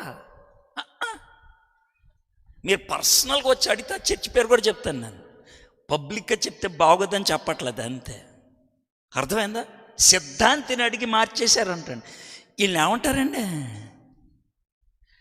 మీరు చాలామంది ఇళ్ళు కట్టుకునేటప్పుడు వాస్తు ఫాలో అవుతారా? సార్ చెప్పాడు సార్, ఆడు తాపి మేస్త్రి బాత్రూమ్ ఇటే ఉండాలన్నాడు సార్. ఆడు చెప్పాడు సార్ వాస్తు ప్రకారం. ఈ పాస్టర్లు కొంతమంది ఉంటారు దిక్కుమాల పాస్టర్లు, మనకు కూడా ఉంది సార్ వాస్తు అంటాడు. ఆడు ఎవడు చెప్పాడో ఎక్కడుందో వాస్తు నాకు తెలియదు. వాస్తు అంటే ఏంటో తెలుసా మీకు? అసలు చిన్నగా సులభంగా నేనేం కించిపరిచి మాటలో ఉన్న విషయం చెప్తాను. మనకు 4 దిక్కులు ఉంటాయి, తూర్పు, పడమర, ఉత్తర, దక్షిణం. ఈ 4 దిక్కులతో పాటు ఇంకో 4 దిక్కులు ఉంటాయి మధ్యలో, ఈశాన్యం, నైరుతి, ఆగ్నేయం, ఇలా మొత్తం 8 దిక్కులు. అయితే వాస్తు చెప్పేది ఏంటంటే ఒక్కో దిక్కుకి ఒక దేవుడు ఉంటాడంట. ఒక్కో దిక్కుకి ఒక్కో దేవుడు. ఈ 8 దేవుళ్ళని 8 దిక్కుల్లో ఉన్న వాళ్ళని అష్ట దిక్పాలకులు అంటారు. అష్ట అంటే 8 దిక్కుల్ని పరిపాలించేవాడు. ఈ అష్ట దిక్పాలకులు చేసే పని ఏంటంటే ఎవరి దిక్కు వాళ్ళు ప్రొటెక్ట్ చేస్తూ ఉంటారు, కాపాడుతూ ఉంటారు. అయితే ఈ 8 మంది దిక్పాలకులకి ఒక్కొక్కరికి ఒక్కో డిపార్ట్మెంట్, ఒక్కొక్కళ్ళు ఒక్కో డిపార్ట్మెంట్. అగ్నిదేవుడు ఉన్నాడు అనుకోండి, ఆయన దేవుడు. గంగ నీటికి దేవుడు. అలాగే ఒక్కొక్కళ్ళు ఒక్కో దేవుడు. అయితే వాస్తు చెప్పే సింపుల్ విషయం ఏంటనంటే ఏ దిక్కులో ఏ దేవుడు ఉంటాడో వాడిని తృప్తిపరచాలి. ఏ దిక్కులో ఏ దేవుడు ఉంటాడో అని తృప్తిపరచాలి. ఉదాహరణకి ఇది అగ్నిదేవుడి దిక్కు అనుకుందాం. ఇది అర్థమైందా? ఇదే అగ్నిదేవుడు. అయితే అగ్నిదేవుడి దిక్కు అయితే ఇటు నుంచొని నేను వంట చేయాలి, ఆడికి నా మొహం చూపించాలి. నేను సైడ్ చూపించినా, నా ముడ్డి చూపించినా ఆడు కోపం వస్తుంది. అప్పుడు నాకు వచ్చే జబ్బు ఏంటంటే కడుపు మంట. మనం దాన్ని గ్యాస్ అనుకుంటాం. లేదు, ఆయనకు వచ్చింది. సిద్ధాంతి దగ్గరికి వెళ్తే ఆయన కిచెన్ మార్చేస్తే మన కడుపు నొప్పి తగ్గిపోద్ది అంటాడు. అదే ఆయన చెప్పేది. అయితే సార్ మీరు వాస్తు నమ్ముతారా అంటే ఒకే ఒక మాట చెప్తాను, వాస్తు నమ్మే అంత దమ్ము లేదు నాకు. నాకున్న ఒక్క దేవుడిని తృప్తిపరచలేక చేస్తున్నాను నేను. 8 మందిని ఏం చేస్తాను నేను? ఒక్కడు చెప్పింది వేయట్లేదు నేను. 8 మంది చెప్పింది నేను ఏం చేస్తాను? చేయగలనా? కాబట్టి నాకు అంత దమ్ము లేదమ్మా. అమ్మో అంత లేదు. మీకు ఏమన్నా ఉంటే చేసుకోండి సార్. మీరు చాలా చిన్నోళ్ళు సార్, మీరు ఒక్క దేవుడిని తృప్తిపరుస్తున్నాం, మేము చాలా సూపర్ సార్, 8 మందిని మేము తృప్తిపరిచేస్తున్నామంటే చేసుకోండి. ఇవన్నీ క్రైస్తవులు చేసేవే. వాస్తు, కులం, మంచి గడియ, శుభ గడియ, ఇవన్నీ క్రైస్తవ్యం నుంచి వచ్చింది కాదు, బైబిల్ నుంచి వచ్చింది కాదు. వీళ్ళతో రాసుకొని పూసుకొని ఆచారాలు సొంతం చేసుకున్నాం మనం. ఇశ్రాయేలీలు కూడా అదే చేశారు. ఏం తేడా లేదు. అందుకే దేవుడికి ఏమొచ్చింది? కోపం వచ్చింది. వాళ్ళు ఎంత దుర్మార్గులు అయిపోయారంటే దేవుళ్ళని కొలిసేవాళ్ళు అయిపోయారు. మనం కూడా అంతే. దేవుడి స్థానం దేవుడికే, మన సొంత కబుర్లు మనకే. సరే, ఈ న్యాయాధిపతులంతా ఇలాగే నడిచింది. కొంతమంది మంచి న్యాయాధిపతులు వచ్చినప్పుడు సెట్ అయ్యారు, చెట్ట న్యాయాధిపతులు వచ్చినప్పుడు పారైపోయారు. గిద్యోను, దెబోరా ఇలాంటి వాళ్ళు మంచోళ్ళు ఉన్నారు. సంసోను దేవుడు గొప్ప శక్తినిచ్చాడు, కానీ పనికిమాలిన వాళ్ళు అయిపోయాడు. వాళ్ళు వదిలేండి. చివరికి ఏమైందో చూడండి, మనకు ఎక్కువ టైం లేదు కాబట్టి. న్యాయాధిపతుల గ్రంథం 21వ అధ్యాయం 25వ వచనం.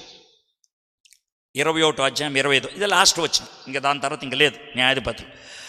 ఆ దినములలో ఇశ్రాయేలీయులకి రాజు లేడు, ప్రతి వాడును తన ఇష్టానుసారముగా ప్రవర్తించవచ్చు. ఈ జాగ్రత్తమనండి మాట. ఎవడికి వాడు ఇష్టానుసారంగా ప్రవర్తించవచ్చును. ఇది కదా వాళ్ళు చేసింది. ఎందుకు? దేవుడు చెప్పినటువంటి నిష్ఠ జీవితం వాళ్ళకి లేదు, దేవుడు చెప్పినటువంటి పవిత్ర జీవితం లేదు. ఒక్కవేళ ఇక్కడ కూర్చున్నటువంటి మిమ్మల్ని కుటుంబాలుగా కూర్చోపెడితే, కుటుంబాలుగా అమ్మ, నాన్న, కొడుకు, కూతురు, తాత, మామ ఇలా కూర్చోబెడితే, ఏ కుటుంబంలో అందరూ కూడా ఒక తాటి మీద ఉన్నారంటే ఒక కుటుంబం కూడా ఉండదు. కొడుకో దారి, కూతురో దారి, భార్యో దారి, భర్తో దారి, ఎవడిష్టం ఆడిది. అంత దాకేందుకు? చిన్న పిల్లల్ని అలా ఎందుకు పరిగెడుతున్నావు అంటే నా ఇష్టం. ఆడంటాడు నా ఇష్టం. చిన్న పిల్లలు నా ఇష్టం. మనకి సిగ్గేసి వదిలేయాలని, మనం తల వంపులకి గురై వెళ్ళిపోవాలి. అన్నేం చేయలేం. ఆడు చెడ్డీ వేసుకుంటాడు, నిక్కరు కూడా కాదు, నా ఇష్టం అంటాడు. నా ఇష్టం, అది మనకున్నటువంటి తరం. నా ఇష్టం వచ్చినట్లు నేను జీవిస్తా. సినిమాలు ఎందుకు చూస్తున్నారు? నా ఇష్టం. బైబిల్లో చూడొద్దని ఉందా? సిగరెట్లు ఎందుకు తాగుతున్నారు? బైబిల్లో సిగరెట్ గురించి ఉందా? మందు ఎందుకు కొడుతున్నారు? దేవుడు నీటిని ద్రాక్షారసంగా చేయలేదా? నా ఇష్టం.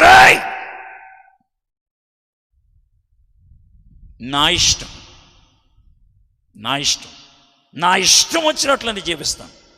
ఇప్పుడు చెప్పండి, న్యాయాధిపతుల కాలానికి మనకేమన్నా తేడా ఉందా? ఏం తేడా లేదు. ఆ కాలంలో పుట్టుకొచ్చినటువంటి గ్రంథమే రూతు గ్రంథం. అందుకే న్యాయాధిపతుల గ్రంథాన్ని చిన్న పరిచయం ఇచ్చాను మీకు. ఈ పరిచయం ద్వారా మనం ఎక్కడున్నామో తెలియాలని. ఇప్పుడు రూతు గ్రంథం 1వ అధ్యాయం. న్యాయాధిపతులు ఏలిన దినములు యందు. ఆ దినాలకి మనకి సంబంధం ఏంటంటే ఆ దినాల్లో ఏం జరిగిందో మనకు కూడా అదే జరుగుతుంది. వాళ్ళకి జరిగిన దానికంటే దరిద్రంగా జరుగుతుంది, వాళ్ళకి జరిగిన దానికంటే మరీ నీచ నికృష్టంగా జరుగుతుంది మనకి. అలాంటి పరిస్థితుల్లో దేశములో కరువు కలగగా, ఏం కలగగా? కరువు కలగగా. కరువు ఎవరు కలిగిస్తాడు? ఓ చిన్న మాట, ఇప్పుడు గాలి వస్తుందే, తుఫాను వాతావరణం ఉందే, దీన్ని ఎవరు కలిగించారు చెప్పండి నాకు? దీన్ని ఎవరు కలిగించారు సార్? ఎవరు? దేవుడు. ఇది దేవుడు కలిగించింది, దెయ్యం కాదు ఇది కలిగించేది. తుఫాన్లు వచ్చేది దేవుణ్ణి బట్టి, ఎండ ఎక్కువయ్యేది దేవుణ్ణి బట్టి. దేవుడు కలిగించాడు ఇవన్నీ. కొంతమంది నీచ నికృష్టమైనటువంటి పాస్టర్లు ఉంటారు, వాళ్ళు చేసే ప్రార్థన చెప్తాను. ఎందుకు సార్ వాళ్ళు తిడుతున్నారంటే వాడు చేసే ప్రార్థన పెట్టి చెప్పు తీసుకొని కొట్టాలనిపిస్తుంది. ఏమని చేస్తాడు తెలుసా? ప్రభువా ప్రభువా నీ అధీనంలో ఈ యొక్క వాతావరణం ఉంచుకో. ఏంట్రా ఉంచుకునేది? పక్క ఏమైనా వెళ్ళిందా? అధీనంలో ఉంచుకొని ఇటు చెప్పాలి అని తెచ్చేసుకోవాలి వెంటనే. అవునా బాబు, అయ్యో సారీ నేను మర్చిపోయాను అని. దేవుని యొక్క మాట జవదాటుద్దా సృష్టి? దేవుని యొక్క మాట కాకుండా ఏమన్నా చేయగలుగుతుందా సృష్టి? చేయలేదే. సృష్టి ఎప్పుడు ఆయన అధీనంలోనే ఉంది. పాపం తర్వాత కూడా మానవుడికి బుద్ధి చెప్పాలంటే దేవుడు బుద్ధి చెప్పేది దేని ద్వారా? సృష్టి ద్వారా. యోనాకి దేవుడు బుద్ధి ఎలా చెప్పాడు? తుఫాను రా అంటే తుఫాను వచ్చింది, సముద్రము పొంగు అంటే సముద్రం పొంగింది, తిమింగలం పో అంటే పోయింది, తిమింగలం మింగు అంటే మింగింది, కడుపులో పెట్టుకోండి అంటే పెట్టుకుంది, వాడికి ఘాటు పడకుండా చూడంటే చూసింది, 2 రోజుల తర్వాత కక్కే అంటే కక్కేసింది. ఇది సృష్టి విన్నదే. సొరపాదు రా అంటే వచ్చేసింది, కాయ అంటే కాసేసింది, పురుగు పో అంటే పోయింది, కొరుకు అంటే కొరికేసింది, సొరకాయ కింద పడు అంటే పడింది, చెట్టు ఎండిపో అంటే ఎండింది. అన్నీ ఒక్క మాటతో విన్నాయి. ఎవడు వినలేదు తెలుసా? యోనా ప్రవక్త. కాబట్టి సృష్టి చెయ్యి దాటిపోయింది అని అనుకోద్దు. కరువు వచ్చిందంటే కారణం దేవుడే, జబ్బు వచ్చింది అంటే కారణం దేవుడే. ప్రపంచంలో ఏది జరిగినా దేవుడి యొక్క కనుదృష్టి దాటి వెళ్ళలేదు. అందుకే దేవుడు సొలొమోనుతో చెప్పిన మాట ఒకసారి మీరు వింటే ఉంటుంది. ఒకసారి దినవృత్తాంతంలో 2వ గ్రంథం 7వ అధ్యాయం, దినవృత్తాంతం 2వ గ్రంథం 7వ అధ్యాయం 13వ వచనం చదువుతున్నాను. మీ కంటితో మీరు చూడండి. కొంతమంది చదువుకున్న వాళ్ళు ఉన్నారు, మీరు వినండి, చూడండి. మీరు దయచేసి మీ బైబిల్ తెరిచి చూడండి. ఒకవేళ బైబిల్ తెచ్చుకోకపోతే కనీసం మొబైల్లో అయినా చూడండి. దినవృత్తాంతంలో 2వ గ్రంథం 7వ అధ్యాయం. నేను ఎక్కువ పెద్ద వచనాలు చూపించాను, ఒక్క వచనమే చూపిస్తా, ఒకే ఒక్క వచనం చూడండి. దాంట్లో మన పరిస్థితి ఏంటో మనకు అర్థమవుతుంది. అనవసరమైన దరిద్రమైన ప్రార్థనలు చేయొద్దు.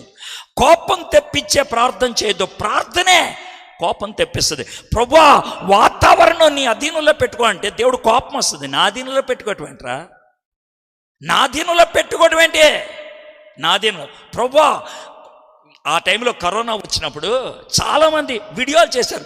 కరోనా తొక్కేస్తున్నాం, సాతానుడు పంపించాడని వీడియోలు తీశారు. ఈ వచనం చదివి వినిపిస్తే వాళ్ళు ఏం చెప్తారో నాకు తెలియదు. 2వ దినవృత్తాంతములు 7వ అధ్యాయం 13వ వచనం. వాన కురియకుండా నేను ఆకాశమును మూసివేసినప్పుడే కానీ, నేను అంటుంది ఎవరు ఇక్కడ? దేవుడు. ఎండలు ఎక్కువ అవుతున్నాయి, కారణం ఎవరు? దేవుడు. తుఫాన్ వచ్చింది, కారణం ఎవరు? దేవుడు. కోర్స్ దేవుడికి ప్రార్థన చేస్తే దాన్ని నెమ్మలపరిచేది కూడా దేవుడే, నీకు అర్థనట్లా. కానీ తెచ్చింది దేవుడు, వచ్చింది దేవుడి దగ్గర నుంచి. వాన కురియకుండా నేను ఆకాశాన్ని ఆపేసినప్పుడే కానీ. 2వది ఏమన్నాడు తెలుసా? దేశమును నాశనము చేయుటకు మిడతలకు సెలవిచ్చినప్పుడే కానీ. దేవుడు అప్పట్లో మిడతలకు సెలవిచ్చాడు, ఇప్పుడైతే కరోనా జీవులకి సెలవిచ్చాడు. ఆయన ఇస్తేనే వచ్చేది, ఆయన ఇస్తేనే. ఎంతమంది ఎన్ని రకాలుగా ప్రార్థన చేశారు నాకు తెలీదు. ప్రభా, ఈ కరోనా, దిక్కుమాల కరోనా సాతానుడు పంపించేశాడు అని ఉంటారు. దేవుడు ఎలా ఫీల్ అయిన ఉంటాడో నాకు తెలియదు. రే, సాతానుడు పంపించడం ఏంట్రా? నాకు తెలియకుండా ఏం జరగదురా ఈ భూమి మీద. నాకు అక్కడ టీవీ ఛానల్లో బ్రేకింగ్ న్యూస్ ఏం ఉండదు. భూమి మీదకి సాతానుడు దాడి చేశాడు, అమ్మో అవునా అనే టెన్షన్ నాకేం ఉండదు. నా అనుమతి లేకుండా చీమ చిట్టుకనదు. అంత దాకెందుకు? నువ్వు వారానికోసారి తలస్నానం చేస్తే ఎంటుక మొక్కలు రాలుతాయే, నా అనుమతి లేకుండా ఎంటుక మొక్క కూడా రాలదు. ఆయన అన్నమాట అదే. నీకు రాలిన ఎంటుక మొక్కల నెంబర్ నాకు తెలుసు. ఇంకా పెద్ద పెద్ద విషయాలకు వస్తాయి. 3వ వచనం చూడండి. నా జనుల మీదకే, ఎవరి మీదకే? నా జనుల మీదకి అంటే విశ్వాసుల మీదకి దాడి జరగవచ్చు, జబ్బులు వస్తాయా, రావచ్చు. నా జనుల మీదకి తెగులు రప్పించినప్పుడే కానీ. తెగుళ్ళు వస్తాయా? వస్తాయి. ఎందుకు రావు? తెగుళ్ళలో చచ్చిపోతారు కొంతమంది, చచ్చిపోవచ్చు. దేవుడు ఆ విధంగా వాళ్ళ జీవితాన్ని అంతమొందించాలనుకున్నాడేమో. అది పాపాన్ని బట్టి అనుకోవద్దు. దేవుడు అనుమతించాడు కాబట్టి పౌల్ని తలకాయ నరికేస్తే చచ్చిపోయాడు. దేవుడు అనుమతించాడు కాబట్టి పేతుర్ని తిరగే సిలువేస్తే చచ్చిపోయారు. అదే పేతుర్ని జైల్లోంచి తప్పించాడు. అదే పౌల్ని దేవుడు తప్పించాడు. అప్పుడు తప్పించినప్పుడు ఇప్పుడు ఎందుకు తప్పించలా? అప్పుడు తప్పించాడు, పని ఉంది కాబట్టి. ఇప్పుడు తప్పించలేదు, పని అయిపోయింది కాబట్టి ఒక విశ్వాసి చచ్చిపోతే ఆ చావును బట్టి అతను అవిశ్వాసి అనుకోవద్దు. నిన్నగాక మొన్న వెస్టిండీస్ అనే ప్రాంతంలో ఇప్పుడు క్రికెట్ మ్యాచ్ జరగబోతుంది. అక్కడ ఆ ప్రాంతంలో ఇద్దరు యవ్వన బిడ్డలు, అతనికి 28 ఏళ్ళు, ఆ అమ్మాయికి 26 ఏళ్ళు. వాళ్ళిద్దరూ భార్యాభర్తలుగా ఆ దీవికి వెళ్ళాడు, హైటీ అనే దీవికి. ఎందుకు? సేవలు చేద్దామని మిషనరీలుగా వెళ్ళారు. వాళ్ళని కొట్టి భార్యాభర్తల్ని చంపేశారు. యవ్వన అబ్బాయి వాళ్ళ ముఖాలు చూస్తూ ఉంటే గుండె తరుక్కుపోద్ది. కొట్టి చంపేశారు. దేవుడు అనుమతి ఇచ్చాడు. వాళ్ళు బతుకున్నప్పుడు చేసిన పరిచర్య కంటే వాళ్ళు చచ్చిపోయే విధానం ఆ దీవి అంతటి మీద ప్రభావం ఎక్కువ చూపించింది. ఈరోజు ఆ దీవిలో ఉన్న క్రైస్తవులంతా ఒకటై ప్రార్థన చేయడానికి వాళ్ళ చావు కారణమైంది. దేవుడు అనుమతించవచ్చు. జరిగింది అని చూద్దాం. న్యాయాధిపతులు ఏలిన దినములందు దేశములో కరువు కలగగా, దేశములో కరువు వస్తే, నీకు కష్టం వస్తే, నీకు జబ్బు వస్తే, నీకు ఇబ్బంది వస్తే, నీకు సమస్య వస్తే నువ్వేం చేస్తావు? క్రైస్తవులు 3 పనులు చేస్తారు. మరి మీరే పని చేస్తారు తెలియదు. ఈ 3 ఒకటి పారిపోతారు. బైబిల్లో చాలామంది పారిపోయారు. కరువు వచ్చిందని అబ్రహాము ఆదికాండం 13వ అధ్యాయంలో షెకెం అనే ప్రాంతంలో ఒక బలిపీఠాన్ని కట్టి మొట్టమొదటిగా బలులు అర్పించి ఇది దేవుడు నాకు ఇచ్చాడు అని దానికి ఒక పేరు పెట్టి, కరువు రాగానే దేవుడు మాట వినకుండా ఐగుప్తు దేశానికి వెళ్ళిపోయాడు. ఐగుప్తు దేశానికి వెళ్ళి బతకటానికి చేసిన దరిద్రమైన పని అని తెలుసా? నేను ఈ మాటలు చెప్తా ఉంటే నువ్వు పాస్టర్ అయ్యండి ఇలాంటి మాటలు చెప్తున్నావు అనొచ్చేమో. నేనేం చేయను? మరి జరిగింది అది మీకు ఆ భాషలో చెప్తే కానీ అర్థం కాదేమో. శారాను చూసి ఏమన్నాడు తెలుసు? నువ్వు చాలా అందంగా ఉన్నావు, నువ్వు నా భార్య అని తెలిస్తే ఆ రాజు నన్ను చంపి నిన్ను పెళ్లి చేసుకుంటాడు. మరి ఏం చేయమంటారండి? నా చెల్లని చెప్పు. అప్పుడేమవుద్దండి? చెల్లని చెప్తే నిన్ను పక్కలో పడుకోబెట్టుకుంటాడు. పడుకో, రాజు పక్కలో పడుకో, నన్ను బతకని. అర్థమవుతుందా సార్ మీకు? అబ్రహాము దేవుడు మాట వినకుండా వెళ్ళిపోతే జరిగినటువంటి ఆ తీవ్ర పరిణామం అర్థమవుతుందా మీకు? భార్యను రాజుగారి పక్కన పడుకోబెట్టడానికి ఒప్పుకున్నాడు ఆయన. దేవుడు అబ్రహాముతో మాట్లాడితే పనవదని రాజుతో మాట్లాడాడు. రాజు చెర్ర నీకు బుద్ధి ఉందా లేదా? ఎందుకరా ఇలాంటి పని చేశావు? చెల్లి అని ఎందుకు చెప్పావురా భార్యను పట్టుకొని అని తిట్టాడు. రాజు పరాయి రాజు, యెహోవా దేవుడు అంటే తెలియని రాజు. ఈరోజు క్రైస్తవుల్ని తిట్టేవాళ్ళు బయటోళ్ళు అయ్యారు. బయటోళ్ళతో తిట్టేస్తున్నాడు దేవుడు నిన్ను. ఎందుకో తెలుసా? నీకు కళ్ళు మూసుకుపోయినాయి. ఇలాంటి ప్రసంగాలు విన్నా కూడా ఎక్కట్లేదు నీకు. బయటోడు వచ్చి తిడితే కానీ పని అవదు. అందుకేమో ఇంకొక సన్నివేశం చెప్తాను. కొంతమంది దివ్యమైన జీవితం జీవిస్తారు, ఆత్మీయ పోరాటంలో అద్భుతమైన శిఖరానికి ఎక్కుతారు, కానీ వాళ్ళు కూడా పడిపోతారు. ఏలియా ప్రార్థన చేస్తే అగ్ని కురిసింది, అదే ఏలియా ప్రార్థన చేస్తే వర్షం కురిసింది. కానీ అదే ఏలియా జెజబెల్ అనే అమ్మాయి బెదిరిస్తే దేవుణ్ణి అడగకుండా పారిపోయాడు. చెట్టు కింద కూర్చొని దేవా అని ఏమనాలో తెలియక నన్ను తీసేసుకోవా అని అన్నాడు. దేవుడు ఆ ఒక్క ప్రార్థన వినలేదంటానికి రుజువేంటి తెలుసా? ఏలియా జీవితంలో చచ్చిపోకుండా పరలోకంలోకి వెళ్ళిపోయాడు. ఆయన పారిపోవటం బట్టి చేసిన పనికి మాలిన ప్రార్థనదే. నీ జీవితంలో పారిపోయి ప్రార్థన చేస్తున్నావేమో, నువ్వు ఉండాల్సిన చోట ఉండకుండా ఎక్కడో ఉండి ప్రార్థన చేస్తున్నావు. ఎక్కడుండి ప్రార్థన చేస్తే నేనేం చేయను, అక్కడికి వెళ్ళు. కష్టాల్లో పారిపోయేవాళ్ళు, భయం వేస్తే పారిపోయేవాళ్ళు, సమస్యలు వస్తే పారిపోయేవాళ్ళు. ఈ కుటుంబం కూడా పారిపోయింది. దేవుడు పెట్టిన బెత్లెహేం అనే ఊరు నుంచి పారిపోయింది. యేసు ప్రభు పుట్టిన బెత్లెహేం నుంచి పారిపోయారు. దావీదు పుట్టిన బెత్లెహేం నుంచి పారిపోయారు. రాహేలు చనిపోయి సమాధి చేయబడినటువంటి బెత్లెహేం నుంచి పారిపోయారు వాళ్ళు. దేరానవే దేవుని సన్నిధానం నుంచి పారిపోతున్నామేమో, మందిరాన్ని నుంచి పారిపోతున్నామేమో, సంఘాన్ని నుంచి పారిపోతున్నామేమో. దేరానవే ఇది మొదటిది, పారిపోయే బ్యాచ్. రెండో బ్యాచ్ ఉంటుంది. ఇక్కడ కొంతమంది అలాంటి వాళ్ళు ఉన్నారు. వాళ్ళు ఏంటి తెలుసా? బాధని దిగమింగేసుకొని ఉండిపోతారు. బాధను దిగమింగేసుకొని ఏం చేయమంటావయ్యా? బాధను మింగితే ఏం జరుగుద్దో చెప్తా, ఆ తర్వాత ఎందుకు చేయకూడదు. బాధను దిగమింగి అలాగా ఉండిపోతే ఆ బాధల్లోంచి దేవుడికి ప్రార్థన చేస్తే మీ ప్రార్థనలో ఉండే పదాలు ఎలా ఉంటుంది తెలుసా? దేవా నా మీద జాలి చూపించవా అంటే ఆయనకి లేదా జాలి? నా మీద కరుణ చూపించవా అంటే ఆయనకి లేదా? నాకొక్కదానికే ఎందుకు ఈ సమస్య, నా ఒక్కడికే ఈ సమస్య ఎందుకు?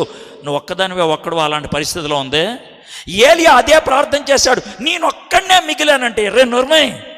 7,000 మంది ఉన్నారు బయలుదేవతకు ముద్దు పెట్టిన వాళ్ళు. 100 మంది ఉన్నారు ఒబద్య గుహల్లో దాచిపెట్టిన వాళ్ళు. 7,100 మంది ఉంటే నేను ఒక్కడనే అంటావేంట్రా? 7,100 మంది ఉన్నారు ఒబద్యతో కలిపి. 7,101 మంది ఉన్నారు. నేను ఒక్కడనే అంటున్నావు, నువ్వు అనొద్దన్నమాట. ఒంటరితనం, నేనొక్కడనే. నువ్వు చేసే ప్రార్థనంతో కూడా న్యూనతాభావం, ఏమి చేతకానితనం, అది మనం చేసే ప్రార్థన. రెండోది, అలాంటి కడుపులో దిగముంగుకుంటే ఎవరైనా అభివృద్ధి చెందుతుంటే తట్టుకోలేవు. కుళ్ళు, కచ్చి, వాళ్ళ మీద అసూయ ఎందుకు వచ్చింది? లోన దాచుకున్నావు కాబట్టి. వేరే వాళ్ళతో ఎవరితో కూడా మాట్లాడలేవు. అలాంటి న్యూనతాభావం ఉన్నప్పుడు దేవుడు నీతో కూడా మాట్లాడలేడు. దేవుడు ఏలియాతో మాట్లాడలేకపోయాడు. 40 రోజులు నడిపించాడు, హోరేబు కొండ మీదకి తీసుకెళ్ళాడు. అప్పుడు కూడా అదే మాట చెప్పాడు. ఏమన్నాడు తెలుసా? నేను ఒక్కడనే మిగిలిపోయానని. దేవుడికి ఏం చేయాలో అర్థం కాలేదు. అద్భుతాలు చూపిస్తే కూడా ఏలియాలో స్పందన రాలేదు. నెమ్మలి స్వరంతో, ఏలియా 7,000 మంది ఉన్నారయ్యా, నువ్వు ఒక్కడు అని పెద్ద పోటుగాళ్ళలాగా ఫీల్ అవుతున్నావు. 7,000 మంది ఉన్నారయ్యా. బుద్ధి చెప్పాల్సి వచ్చింది ఏలియాకి. కొంతమంది పారిపోతారు, కొంతమంది కప్పేసుకుంటారు, కొంతమంది దాచేసుకుంటారు, కొంతమంది లోన ఇముడ్చుకుంటూ ఉంటారు. నువ్వు పారిపోవద్దు, లోన దాచేసుకోవద్దు. మూడో పని చేయాలి. ఏం చేయాలి? అది దేవుడి దగ్గర, ప్రభా నా పరిస్థితి, దాన్ని ఒప్పేసుకోవాలి. ఉన్నది ఉన్నట్లుగా ఒప్పేసుకోవాలి. నీ హృదయాన్ని విప్పి దేవుడితో మాట్లాడుతూ నేర్చుకోవాలి. సార్ అలా చెయ్యొచ్చా అని మీరు నన్ను అడిగితే ఒక్క ప్రార్థన గురించి చెప్తానండి. ఒక్క ప్రార్థన గురించి చెప్తాను. ఆ ప్రార్థనని ఎవడూ కాదనలేడు. ఆ ప్రార్థన యేసుక్రీస్తు ప్రభువారు శిలువ మీద చేసిన ప్రార్థన. ఆయన చేసిన ప్రార్థన ఏంటంటే, నా దేవా ఎట్టెళ్ళిపోయావు నువ్వు, ఎందుకు వదిలేసావు నన్ను అన్నాడా లేదా? యేసయ్య ప్రార్థన చేసి మనకు ప్రార్థన నేర్పిస్తున్నాడు. డ్రామా అయ్యేదిరా ప్రార్థనలో. గుండెలో ఏదుందో పెదాల మీదకి అది తెచ్చాయి, లోన ఏముందో అదే తెచ్చాయి. కొట్టుకులాడుతున్న వాళ్ళ దగ్గరికి వెళ్ళి, బాధపడుతున్న వాళ్ళ దగ్గరికి దేవుడిని స్తుతిద్దామంటారు కొంతమంది పనికిమాలిన పాస్టర్లు. అయ్యగారికి నవ్వు వస్తుంది, రియాలిటీ అర్థమవుతుంది. ఇప్పుడు బైబిల్లో చెప్పే మాట అంటే ఏడ్చేవాడితో ఏడవరా అని. యేసు ప్రభువారు లాజరు చచ్చిపోయినప్పుడు వాళ్ళ సిస్టర్ దగ్గరికి వెళ్ళి ఆయన చేసిన మాట మనం స్తుతిద్దాం, హల్లెలూయా స్తుతి మహిమ అని మొదలు పెట్టలేనా. ఏడ్చాడు ఏడ్చాడు ఏడ్చాడు ఏడ్చాడు యేసయ్య ఏడ్చాడు. బైబిల్లో చాలా ప్రార్థనలు మనం గమనిస్తే ప్రార్థన ఎలా చేయాలో తెలుస్తుంది. గెత్సెమనే తోటలో, తండ్రి ఏమైంది, నాకు సిలువ మీద చచ్చిపోవటం ఇష్టం లేదు. అదేంటది, నాకు ఇష్టం లేదు, నీ చిత్తమైతే ఈ గిన్నెను నా నుంచి దూరం చేయి. ప్రార్థన చేశాడు యేసయ్య, ప్రార్థన చేశాడు. ఎందుకు దాచుకుంటావు, ఎందుకు దాచుకుంటావు? ఉన్నది ఉన్నట్లు చెప్పేయి దేవుడితో. నీ గుండెల్లో ఉన్నది చెప్పేసాయి. నీ బాధ ఏంటో చెప్పాయి. నీకు బాధ ఎవరి దగ్గర నుంచి వస్తుంది, కష్టం ఎందుకు వస్తుంది, అసూయ ఎందుకు కలుగుతుంది, కడుపు నొప్పి ఎందుకు వస్తుంది, కళ్ళు కుట్టినట్లు ఎందుకు అనిపిస్తుంది, ఎందుకు నిద్ర పట్టట్లేదు, చెప్పేదేముందో. పారిపోవద్దు, దాచుకోవద్దు, ఒప్పుకో. పారిపో ఒక జాతి, కప్పుకో ఒక జాతి, ఒప్పుకో ఒక జాతి. నువ్వు ఏ జాతి అన్నా తెలియదు. బైబిల్లో చాలా కీర్తనలు ఒప్పుకున్న కీర్తనలు, చాలా ప్రార్థనలు ఒప్పుకున్నటువంటి ప్రార్థనలు. సరే, న్యాయాధిపతులు 7 దినముల యందు దేశంలో కరువు కలగగా యోధా బెత్లెహేము నుండి ఒక మనుష్యుడు తన భార్యను తన 2 కుమారులను వెంటబెట్టుకొని మోయాబు దేశమున కాపురం ఉండుటకు వెళ్ళాను. ఎందుకు ఎల్లుండుంటారు? కుటుంబం మొత్తం వెళ్ళారంటే ఏం జరిగి ఉంటుంది? వాళ్ళిద్దరు కొడుకులు ఒకవేళ సన్నివేశం అంతా చూస్తే పెద్దోళ్ళు 15-20 ఏళ్ళు 20 ఏళ్ళు ఉండుంటాయి 2 కొడుకులకి. ఎదిగిన 2 కొడుకుల్ని మోయాబు దేశంకి ఎందుకు తీసుకెళ్ళిపోయాడు? మోయాబు దేశం పెద్ద దూరమైంది కాదు, పెద్ద దూరమైంది కాదు. రేపల్లికి అవనగెడ్డకి ఎంత దూరం ఉంటుంది? మహా అయితే కనుక 10 కిలోమీటర్లు ఉంటుందేమో, అంతే కదా. ఈ బ్రిడ్జి కట్టక ముందు రేపల్లి నుంచి అవనగడ్డ వెళ్ళాలంటే 4 గంటల ప్రయాణం పట్టేది. ఇప్పుడు 10 నిమిషాలు. నేను ఎందుకు ఈ మాట చెప్తున్నానంటే, బెత్లెహేము మోయాబు రేపల్లి అవనగడ్డ లాంటిది. అంటే మధ్యలో దూరం 15 కిలోమీటర్లే, 15. ఇది బెత్లెహేము, ఇది మోయాబు, అంతే. కానీ తిన్నగా వెళ్ళలేరు, ఎందుకంటే మధ్యలో సముద్రం ఉంది, మృత సముద్రం. పైకి వెళ్ళి కింద రావాలి. బ్రిడ్జికి అట్లా 55 కిలోమీటర్లు అయిపోయింది. నేను ఎందుకు ఈ మాట చెప్తున్నానంటే, బెత్లెహేంలో కరువు ఉన్నది, మోయాబులో లేదు. అంటే పక్క ఊర్లో లేదు, అంతే, పక్క ఊర్లో లేదు. దీంతో వాళ్ళకి అర్థమైపోయి ఉండాలి, ఏమని, దేవుడు మా మీద ఏదో కోపం పెట్టుకున్నాడని. ప్రభువుని క్షమించమని అడగాలి కదా. తప్పించుకొని పారిపోదాం అనుకున్నారు.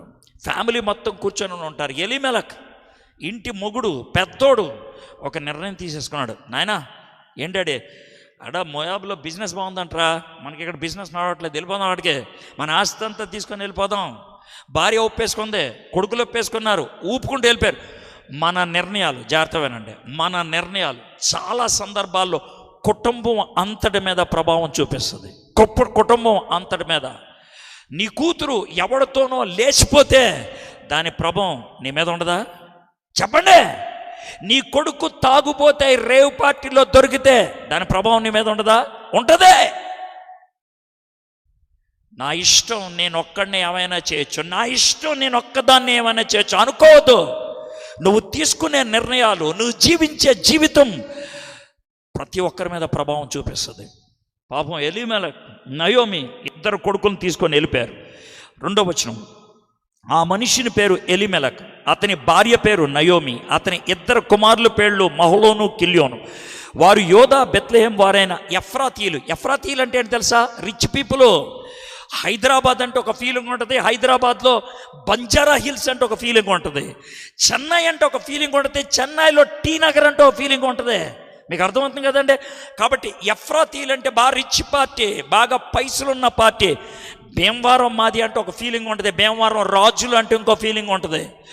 ఫీలింగ్ మారిపోతాయి. ఎఫ్రాతీయులు బాగా సౌండ్ పార్టీ. ఎఫ్రాతీయులు. వారు మోయాబు దేశమునకు వెళ్ళి అక్కడ కాపురం ఉండిరి. మనలో చాలామంది ఇక్కడ సుఖం లేదని అక్కడికి వెళ్తారు, ఇక్కడ బాగలేదని అక్కడికి వెళ్తారు, అదేదో గలిబిలిగా కనబడుతుంది అక్కడికి వెళ్తారు, రంగులు కనబడుతుంది అక్కడికి వెళ్ళిపోతారు. ఎందుకు వెళ్ళిపోతున్నారు? ఈ మధ్యన ఈ డీమార్ట్ లాగా, లేకపోతే దాని అంటారు రిలయన్స్ లాగా, లేకపోతే బాటా చెప్పుల షాప్ లాగా చర్చిలు కూడా వచ్చేసినాయి. అదేంటి సార్ బాటా చెప్పుల షాప్ లాగా చర్చిలు అన్నారు, మరి ఏం చెప్పాలా? ఎక్కడికి వెళ్ళినా బాటా అని ఉంటుంది, వీడు కూడా ఎక్కడికి వెళ్ళినా అదే పేరు పెట్టుకుంటాడు చర్చికి. ఈడెక్కడి నుంచి మాట్లాడతాడు స్క్రీన్ మీద అక్కడ చూడాలా, లేదంటే నెలకోసారి వస్తాడు, ఎవరినో పనికి మాలిన అందరం పంపించుకుంటూ ఉంటాడు. ఆయన కలెక్షన్ మాత్రం ఇక్కడికి వచ్చేయాలా. అలాంటి చర్చలు పెద్దగా కనబడతాయి. డబ్బులు ఉంటాయిగా, సెంట్రలైజ్డ్ కలెక్షన్ ఉంటుంది కదా, డబ్బులు ఎక్కువ ఉంటాయిగా, చాలామంది వెళ్ళిపోతారు. చాలామంది ఇక్కడ కూడా జరిగింది అదే. రంగులు కనబడ్డాయి, వెళ్ళిపోయారు. హడావిడిగా ఉంది, వెళ్ళిపోయారు. హుషారుగా ఉంది, వెళ్ళిపోయారు. దేవుడు పెట్టిన చోటును వదిలేశారు వాళ్ళు. దేవుడు నిన్న ఇక్కడ ఉంచాడు, దాన్ని వదిలేసి వాళ్ళు వెళ్ళిపోయారు. ఏం జరిగింది తర్వాత? నయోమి పెనిమిటి అయిన ఎలీమెలకు చనిపోయాను. సావకేం చేస్తాడు? దిక్కుమాలోడు వాడు తీసుకున్న నిర్ణయానికి వాడే చచ్చాడు. హి డైడ్, చచ్చాడు. మనలో చాలామందికి కలిగినటువంటి దుర్బలమైన పరిస్థితులకి కారణం మనం చేసిన పాపమే, మనం తీసుకున్న నిర్ణయాలే. సంసోను కళ్ళు పీకేసి సంసోను చేతిలో పప్పు రుబ్బు పెట్టారంటే కారణం వాడు చేసిన దరిద్రమైన పని. దావీదుకు పుట్టిన కొడుకు 7వ రోజు చచ్చిపోయాడంటే కారణం ఆయన చేసిన పాపమే. మోషే దేవుడు వాగ్దానం చేసిన దేశంలోకి వెళ్ళకపోవడానికి కారణం ఆయన చేసిన పాపమే. ఎవడైనా సరే దేవుడు పాపం విషయంలో రాజీ పడ్డాడు. మోషే చాలా పెద్దోడు అని రాజీ పడలా, దావీదు నా హృదయానుసారుడు అని రాజీ పడలా, సంసోను నేను నాజీరు చేసినటువంటి వ్యక్తి అని రాజీ పడలా. తప్పు చేస్తే దేవుడు కొడతాడు, తప్పించుకోలేవు. మాయ మాటలు నాకు చెప్పచ్చు, మాయ మాటలు మీ పాస్టర్లకు చెప్పచ్చు, మాయ మాటలు నీ పెళ్ళానికి చెప్పచ్చు, నీ మొగుడికి చెప్పచ్చు, దేవుడికి చెప్పలేవు. దేవుడికి తెలుసు. చచ్చాడాడు. ఆ చావు నీకు రాకముందే ఈ మాటలు వినిపిస్తున్నాడు దేవుడు. నేను కర్కోటంగా మాట్లాడినట్టు ఉండొచ్చు, కఠినంగా మాట్లాడినట్లు ఉండొచ్చు, కానీ నాకున్నటువంటి లక్షణం ఒకటే, ముళ్ళు తీయాలి అనుకుంటున్నాను నేను. ముళ్ళు తీయాలంటే ముళ్ళుని బయటికి లాగేటప్పుడు ఏమొస్తుంది? నొప్పి వస్తుంది. నీకు నొప్పి కలగడానికి నేను వచ్చాను, నిన్ను బాధ పెట్టడానికి వచ్చాను, నీలో బాధ కలిగించడానికి వచ్చాను, నీలో తుఫాను రేపటానికి వచ్చాను నేను. అప్పుడే సమాధానం అంటే ఏంటో తెలుస్తుంది. సమాధానం లేకుండానే సమాధానం ఉందనేటువంటి భావనతో బతికేస్తున్నామేమో. చచ్చిపోయాడు. నయోమి పెనిమిటి అయిన ఎలీమెలకు చనిపోయిన తర్వాత ఆమె 2 కుమారులను నిలిచి ఉండిరి. వారు మోయాబీ స్త్రీలను పెండ్లి చేసుకొనిరి. వారిలో ఒక దాని పేరు ఓర్ఫా, రెండో దాని పేరు రూతు. కొడుకుల్ని ఎలాంటి వాళ్ళకి ఇచ్చి పెళ్లి చేసింది, కొడుకుల్ని ఎలాంటి వాళ్ళకి ఇచ్చి పెళ్లి చేసిందో తెలిస్తే చీ వీళ్ళ వాళ్ళు అని అనిపిస్తుంది. మీకు సొదొమ గొమొర్రా పట్టణం గురించి తెలిసి ఉంటుంది. దేవుడు దాని మీద ఆయన అగ్ని కురిపించాడు. కురిపించకముందు 2 దేవదూతలను పంపించాడు ఒక ఇంట్లో వాళ్ళని బయట తీసుకురావడానికి. ఆ ఇంటి ఆయన పేరు లోతు. ఆ రోజు 4 బయటకు వచ్చారు. దేవుడు బయటికి రాగానే దేవదూతల ద్వారా చెప్పాడు, అయ్యా మీరు వెనక్కి తిరిగి చూడొద్దు, వచ్చేసేయండి ముందుకని.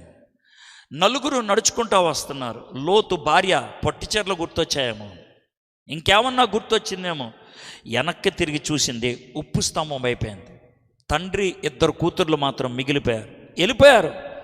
ఒక గుహలో జీవిస్తూ ఉన్నారు. కొన్ని రోజులకి కూతుర్లు 2 కూర్చొని మాట్లాడుకుంటున్నారు, మనకు పెళ్ళిడు వచ్చింది, మనకు మొగుళ్ళు ఎవరో దొరకరు, మనం ఇలాగే ఉంటే కనుక ఏ పిల్లలు లేకుండా మనం అంతరించిపోతాం, మరి ఏం చేద్దామే అక్క అని అడిగింది చెల్లి.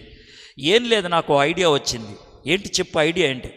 నాన్నకి రాత్రి నేను మందు బాగా తాగిపిచ్చేస్తాను, తాగు నాన్న, తాగు నాన్న, తాగు నాన్న అంటాను. నాన్నకు బాగా మత్తెక్కిన తర్వాత నాన్న బట్టలు ఇప్పేసి నేను పడుకుంటాను నాన్నతో. రేపు నువ్వు పడుకో. దిక్కుమాలిన సలహా.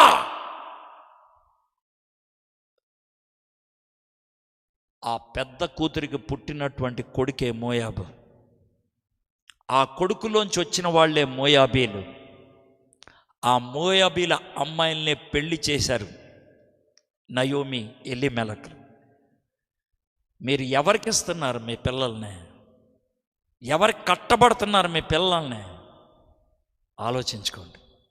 ఎంత దుర్మార్గమో. ఆ తర్వాత ఏమైంది? వారు ఇంచుమించు 10 సంవత్సరములు అక్కడ నివసించిన తర్వాత మహ్లోను కిల్యోనును ఇద్దరును చనిపోయారు. కాగా ఆ స్త్రీ తాను కనిన 2 కుమారులను తన పెనిమిటను లేనిదాయను. ఒకవేళ కనుక నేను రూతు సినిమా తీస్తే నా సినిమాలో ఓపెనింగ్ షాట్ ఏముంటుందో తెలుసా? ఒక సమాధుల దొడ్డే. ఆ సమాధుల దొడ్లో 3 సమాధులు. ఒకటి కొంచెం పురాతనమైనది, ఒకటి చాలా కొత్తది, ఒకటి మధ్యస్థం. 3 సమాధులు. 3 సమాధుల మీద ముగ్గురు. ఒక సమాధి దూరంగా ఉంటుంది, పెద్దగా పురాతనమైనది, దాని మీద ఒక పెద్ద ఆవిడ. 2 కొత్త సమాధులు ఉంటాయి. ఆ 2 కొత్త సమాధుల మీద యవ్వన అమ్మాయిలు. ముగ్గురు బోరుని ఏడుస్తారు. అది నా ఓపెనింగ్ షాట్. అదే నా ఓపెనింగ్ షాట్. వాళ్ళు ఏడ్చి ఇంకేం చేయాలనుకున్నప్పుడు పెద్ద ఆమె ఓపిక తెచ్చుకొని నడుచుకొని 2 అమ్మాయిల్ని దగ్గర పెట్టుకొని వాళ్ళని ఓదార్చేవాళ్ళు ఎవరు లేక వాళ్ళు గట్టిగా పట్టుకొని పళ్ళు బిగించి ఏడుస్తూ ఉంటారు. అది నా ఓపెనింగ్ షాట్. మొదటి 5 వచనాలు మానవుడు చేసినటువంటి దరిద్రమైన పని. మొదటి 5 వచనాలు రూతు గ్రంథంలో మానవుడు తీసుకున్నటువంటి సొంత నిర్ణయం. మొదటి 5 వచనాలు మానవుడు దేవుడి దగ్గర నుంచి పారిపోయి సుఖాన్ని అనుభవిద్దాం అని అనుకోవటం. 6వ వచనం నుంచి 4వ అధ్యాయము 22వ వచనం వరకు ఒకటే విషయం. దేవుని ప్రేమ, దేవుని కృప, దేవుని అనుగ్రహం. దేవుడు వాళ్ళని వెనక్కి తీసుకురావడానికి చేసేటువంటి ప్రయత్నం. 5 వచనాల పాపానికి 80 వచనాల పరిష్కారం. అదే రూతు గ్రంథం. నేను 3 చిన్న సన్నివేశాలు చెప్పి ముగిచ్చేస్తాను. మొదటిది 6వ వచనం. వారికి ఆహారం ఇచ్చుటకు యెహోవా తన జనులను దర్శించినని ఆమె మోయాబు దేశంలో వినెను గనక మోయాబు దేశం విడిచి వెళ్ళుటకై ఆమెయు ఆమె కోడండ్రును ప్రయాణమైరి. దేవుడు మనం పాపంలో కొట్టుమిట్టాడుతున్నప్పుడు, చేతకాని పరిస్థితుల్లో ఉన్నప్పుడు, ప్రార్థన కూడా చేయటం మానేసినప్పుడు, ఏం చేయాలో తెలియనప్పుడు, కృపలో, దయలో, కనికరములో దేవుడు చేసే పని ఏంటి తెలుసా? నువ్వేం చేస్తే ఆ సమస్య నుంచి బయటకు వస్తావో నీ కబురు పంపిస్తాడు. కాకి ద్వారా పంపిస్తాడు కబురు. నాలాంటి యదవ ద్వారా పంపిస్తాడు కబురు. మీ పాస్టర్ల ద్వారా పంపిస్తాడు కబురు. వాక్యం చదువుతున్నప్పుడు వినబడేటట్లు చేస్తాడు. టీవీ చూస్తున్నప్పుడు అర్థమయ్యేటట్లు చేస్తాడు. దేవుడు చేసే పని ఒకటే, వినిపించటం. ఇక్కడ దేవుడు చేసింది అదే. వారికి ఆహారం ఇచ్చుటకు యెహోవా తన జనులను దర్శించినని. సమస్యల్లో ఉన్నావు, నీకు కావాల్సింది దేవుడు. సమస్యను పరిష్కరించడానికి పద్ధతులు లేవు, సమస్యలను పరిష్కరించడానికి మార్గాలు లేవు. మరేం కావాలి? నాకు దేవుడు కావాలి, నాకు దేవుడే కావాలి. యోబు 64 ప్రశ్నలు అడిగాడు దేవుడు. ఒక్కదానికి జవాబు చెప్పకపోతే 42వ అధ్యాయంలో యోబు దేవుడి దగ్గరకు వచ్చి, నాకు అన్నిటికీ జవాబులొద్దు, మరేం కావాలి? నువ్వు కావాలి నాకు. నువ్వు ఉంటే నాకు చాలు యేసయ్య, నాకు ఇంకెవరొద్దు. I want God. నాకు దేవుడు కావాలి. ఇక్కడ జరిగింది అదే. దేవుడు దర్శనమిచ్చాడు. దేవదూతలను పంపించలా, పరిష్కారం పంపించలా, వర్తమానం పంపించలా, ఆయనే వచ్చాడు. God visited Bethlehem. ఈ రాత్రి దేవుడు నీతో చెప్పే మాట ఏంటి తెలుసా?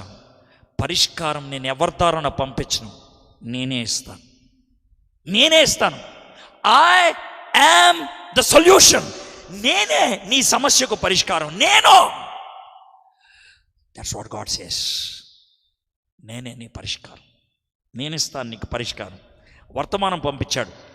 ఆమె మోయాబు దేశంలో విన్నది, దరిద్ర పరిస్థితుల్లో, సమాధి దొడ్లో, చావు మధ్యన విన్నది జీవమిచ్చే దేవుడు వచ్చాడని. బహుశా ఈరోజు రాత్రి నీ పరిస్థితి అదేమో. కష్టాల వలయంలో ఉన్నావేమో, పాపంలో ఇరుక్కుపోయావేమో, బయటికి రాలేనటువంటి ఊబిలో ఉన్నావేమో. ఈ మాట దేవుడు నీకు ఎందుకు వినిపిస్తున్నాడో తెలుసా? ఊబిలోంచి ఆయన బయటికి లాగలడు కాబట్టి. అందుకే ఈ రాత్రి వినిపిస్తున్నాడు. వింటావా? నయోమి 3 పనులు చేసింది. ఏంటి ఆ 3 పనులు చూద్దాం. ఆమె మోయాబు దేశంలో మొదటి పని విన్నదే.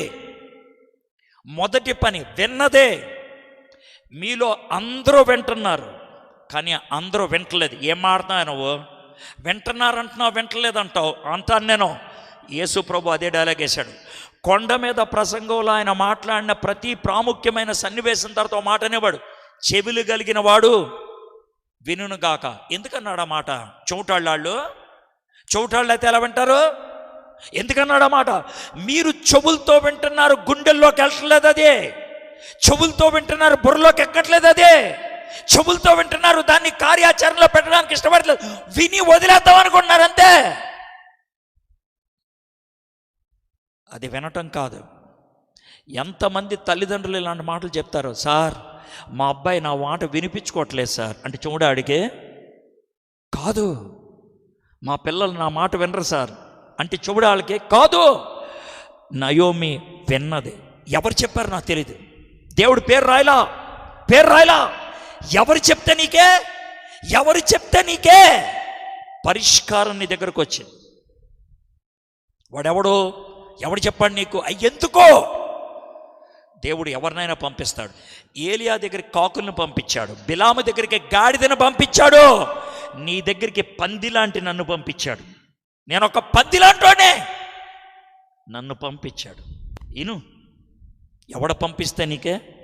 ఎవరిని పంపిస్తే నీకే? దేవుడు పంపించాడు. నయోమి విన్నది. ఏం చేసింది? గనుక మోయాబు దేశము విడిచి, మొదటిది విన్నదే, రెండోది విడిచింది. ఇక్కడ ఎందుకు వినరో తెలుసా? వింటే విడిచిపెట్టాల్సి వస్తుంది కాబట్టి. వింటే విడిచిపెట్టడం మీలో చాలా కష్టం. మందు విడిచిపెట్టలేరు, మీరు సెకండ్ సెటప్ విడిచిపెట్టలేరు, మీకున్న జూదపు అలవాటు విడిచిపెట్టలేరు, మీకున్నటువంటి అశ్లీల చిత్రాలు, బ్లూ ఫిల్మ్స్ చూడటం విడిచిపెట్టలేరు, మీ గర్ల్ ఫ్రెండ్, మీ బాయ్ ఫ్రెండ్ని విడిచిపెట్టలేరు. విడిచిపెట్టడం కష్టం. నయోమి విడిచిపెట్టడానికి నిర్ణయం తీసుకుంది. గుర్తుపెట్టుకోండి, విడిచిపెట్టకపోతే బయటికి రాలేవు. దేవుడు నీతో చెప్పేటువంటి మాట, దాన్ని విడిచిపెట్టు, ఆ తర్వాత నేను చూసుకుంటాను. లేదు ప్రభా నువ్వు విడిపించంటే, పట్టుకుంది నువ్వు వదలాలి. వదిలిన తర్వాత నేను పట్టుకుంటా. వదలకుండా నేను పట్టుకోలేను. వదలకుండా నేను పట్టుకుంటే నువ్వు 2 ముక్కలు అవుతావు. వాళ్ళు లాగుతారు, నేను లాగుతాను. నాకు ఇష్టం లేదు. నువ్వు దాన్ని వదిలేయి, నేను పట్టుకుంటాను. మీలో చాలామందికి విడిచిపెట్టడానికి ఎందుకు కష్టమో తెలుసా? విడిచిపెడితే నేను ఉంటానో లేదో, విడిచిపెడితే నా దేవుడు పట్టుకుంటాడో లేదో భయం. మొదటిది విన్నదే, రెండోది విడిచిపెట్టింది, మూడోది గనుక మోయాబు దేశం విడిచి వెళ్ళుటకై ఆమెయు ఆమె కోడండ్రును ప్రయాణమైరి. మూడోది వెళ్ళింది, విడిచిపెట్టి అక్కడ ఉండిపోలా, వెళ్ళింది. తప్పిపోయిన కుమారుడు నేను చేసేది పాపం అని అక్కడ ఉండిపోలా, నాన్న దగ్గరికి వెళ్ళాడు. ఇస్కరియోతు యోధా నేను తప్పు చేశాను అని చెప్పి అక్కడే ఉండిపోయాడు, ఊరేసుకొని చచ్చాడు. ఇస్కరియోతు యోధాకి తప్పిపోయిన కుమారుడికి ఉన్న తేడాది. వెనక్కి రా, ప్రభు దగ్గరికి రా. విన్నది, విడిచింది, తిరిగి వెళ్ళటానికి నిర్ణయం తీసుకుంది. ఈ అధ్యాయం చివరిదాకా 2 నిర్ణయాలు ఉంటాయి. త్వరగా మీకు చెప్పేసి నేను ముగిస్తాను. వెళ్ళిపోతూ ఉన్నప్పుడు ఒక చోట కాఫీ హోటల్ దగ్గర ఆగారు. అదిగో అంత దూరంలో సమాధులు ఉన్నాయి, ఇక్కడ ఆగారు. ఆగి టీ తాగుదామమ్మా, మా ఊరు వెళ్దాం అని వాళ్ళ ఊరు గురించి చెప్తా ఉంది. మా బెత్లెహేమ్ ఇంత ఉంటుంది, ఇలా ఉంటుంది, మేము ఒకప్పుడు ఇలా ఉండేవాళ్ళు అని చెప్తా ఉంటుంది. టీలు తాగుతూ ఉంటే సడన్గా నయోమికి ఒక ఆలోచన వచ్చింది. అమ్మాయిలు, అత్తగారు మీరు వెనక్కి వెళ్ళిపోండి అమ్మా. ఏంటి అత్తగారు అలా అంటున్నారు? ఏంటి అత్తగారు అలా అంట? మీరు వెనక్కి వెళ్ళిపోండి అమ్మా. అత్తగారు ఏం చెప్తున్నా మీరు? నేను మీకు భర్తను సంపాదించి పెట్టలేను, నా వల్ల కాదు, నేను మిమ్మల్ని సరిగ్గా చూసుకోలేను. వెళ్ళిపోండి, మీ దేవుడి దగ్గరికి వెళ్ళిపోండి, మీ జనాల దగ్గరికి వెళ్ళిపోండి, మీకు ఇష్టం వచ్చిన వాళ్ళని పెళ్లి చేసుకోండి. ఆవిడ ఉపయోగించిన పదం, మీ దేవుడి దగ్గరికి వెళ్ళిపోండి, మీ జనాల దగ్గరికి వెళ్ళిపోండి, మీరు వెనక్కి వెళ్ళిపోండి. చూడండి 9వ వచనం, మీలో ఒక్కొక్కటి పెండ్లి చేసుకొని తన ఇంట నెమ్మది నొందినట్లు యెహోవా దయచేయను గాక అని వారితో చెప్పి వారిని ముద్దు పెట్టుకొనెను. దేవుడు మీకు మొగుళ్ళు ఇస్తారు, వెళ్ళిపోండి అమ్మా అని. ఇద్దరు ఎలుగెత్తి ఏడ్చారు. వద్దొద్దు వద్దొద్దు వద్దొద్దు అన్నది. కొద్దిసేపటికి ఓర్ఫా అన్నది, అత్తగారు నేను వెళ్ళిపోతా అని ముద్దు పెట్టుకుంది. ఇక్కడ మీలో కొంతమంది ఓర్ఫాలు ఉన్నారు. ఎంత జాగ్రత్తగా వింటున్నారు నేను చెప్పే మాటలు. ఒక్కళ్ళు లెగవలేదు, అద్భుతంగా విన్నారు మాట. కానీ మీలో చాలామంది ఓర్ఫాలు ఉంటారు. మీరు చేసే పని అంటే తెలుసా? వాక్యమంతా విన్న తర్వాత వీలైతే నేను ప్రార్థన చేయమంటే తలంచుకొని ప్రార్థన చేసి సిలువ గుర్తు కూడా వేసుకొని అని ముద్దు పెట్టి వెళ్ళిపోయి రాత్రి సెకండ్ షో సినిమా చూసినట్టు చూస్తారు మీరు. మీకు ఓర్ఫాకు తేడా ఏంటి? ఆ ముద్దు ఇస్కరియోతు యోధా ముద్దు. అది మీలో చాలామంది ఆ ముద్దులు యేసయ్యకు పెడుతున్నారు. ప్రతిరోజు పెడతారు మీరు. గట్టిగా గట్టిగా గట్టిగా ఓర్ఫా ఆ ముద్దు పెట్టి వెళ్ళిపోయింది. ఓర్ఫాని నయోమి ఏమీ అనలేదు. కానీ రూతు అన్నది, అత్త నేను వెళ్ళను. 14వ వచనం, వారు ఎలుగెత్తి ఏడవగా ఓర్ఫా తన అత్తను ముద్దు పెట్టుకొనెను, రూతు ఆమెను హత్తుకొనెను. అయితే చూడండి, నయోమి ఓర్ఫాతో ఏం మాట్లాడలా, ఎవరితో మాట్లాడింది? రూత్తో. 15వ వచనం, ఆమె ఇదిగో నీ తోడి కోడలు తన జనుల యొద్దకు తన దేవుని యొద్దకు తిరిగిపోయినది, నీవును నీ తోడి కోడలు వెంబడి వెళ్ళుమని. ఒకవేళ మీలో ఎవరైనా ఈ రాత్రి ప్రభు దగ్గరకు వద్దామనుకుంటే, మీలో ఎవరైనా ఈ రాత్రి మీ జీవితాన్ని బాగు చేసుకుందాం అనుకుంటే, మీకు రూతుకు తగిలిన ఎదురు దెబ్బ తగులుతుంది. ఓర్ఫాకి తగలలేదు ఎదురు దెబ్బ. నేను వెనక్కి వెళ్ళిపోతానంటే ఉండు అన్నా, నేను నీతో పాటు వస్తానంటే వద్దు అన్నది. దేవుడి దగ్గరికి వెళ్తానంటే వద్దు అనే ఆలోచనలు ఎన్నో వస్తాయి. నీ కులం గుర్తొస్తుంది, నీ ఊరు గుర్తొస్తుంది, నీ జాతి గుర్తొస్తుంది, నీ మిత్రులు గుర్తొస్తారు, నీకున్నటువంటి అలవాట్లు గుర్తొస్తాయి. నేను వెళ్ళను అనే మాట దాకా విసిగిస్తూనే ఉంటారు. రూతు మీద అలాంటి ఒత్తిడి వచ్చింది. 16వ వచనం, అందుకు రూతు, నా వెంబడి రావద్దు, నీవు నన్ను విడిచిపెట్టమని నన్ను బ్రతిమాల కొనవద్దు. ఎందుకని నువ్వు వెళ్ళు చోటకే నేను కూడా వచ్చేదను. ఇద్దరూ కలిసి వెళ్తే దాన్ని మిత్రులు అంటారు. నువ్వు నా ఫ్రెండ్వి, నా పేరు రూత్ అంటే స్నేహితురాలు, నేను నీతోనే ఉంటాను. మొదటి మాట ఇదే, నువ్వు ఎక్కడికి వెళ్తావో అక్కడికి వస్తాను, నేను నీ ఫ్రెండ్ని. రెండోది, నీవు నివసించు చోటనే నేను నివసించదను. నువ్వు నా ఫ్రెండ్వి, నువ్వు నా ఫ్యామిలీవి. ఫ్యామిలీ కలిసి ఉంటారు. నువ్వు నా ఫ్రెండ్వి, నువ్వు నా ఫ్యామిలీవే. నేను ఎక్కడికి వెళ్ళిపోతాను నిన్ను వదిలేసి? వెళ్ళలేను. మూడోది, నీ జనమే నా జనము, ఇది నా ఫ్యూచర్. ఇప్పుడు దాకా నేను మోయాబీరాల్నే, ఇప్పుడు నీ దగ్గరకు వచ్చేసా. నీ ఫ్యూచరే నా ఫ్యూచర్. నువ్వు ఎక్కడ నీ జీవితం గడుపుతావో అక్కడ నా జీవితం ఉంటుంది. నువ్వు నేను ఫ్రెండ్స్, నువ్వు నేను ఫ్యామిలీ, నువ్వు నేను ఒకటే ఫ్యూచర్. నాలుగోది, నీ దేవుడే నా దేవుడు, నీ ఫెయితే నా ఫెయిత్. నాలుగోది, మొదటిది ఫ్రెండ్, రెండోది ఫ్యామిలీ, మూడోది ఫ్యూచర్, నాలుగోది ఫెయిత్.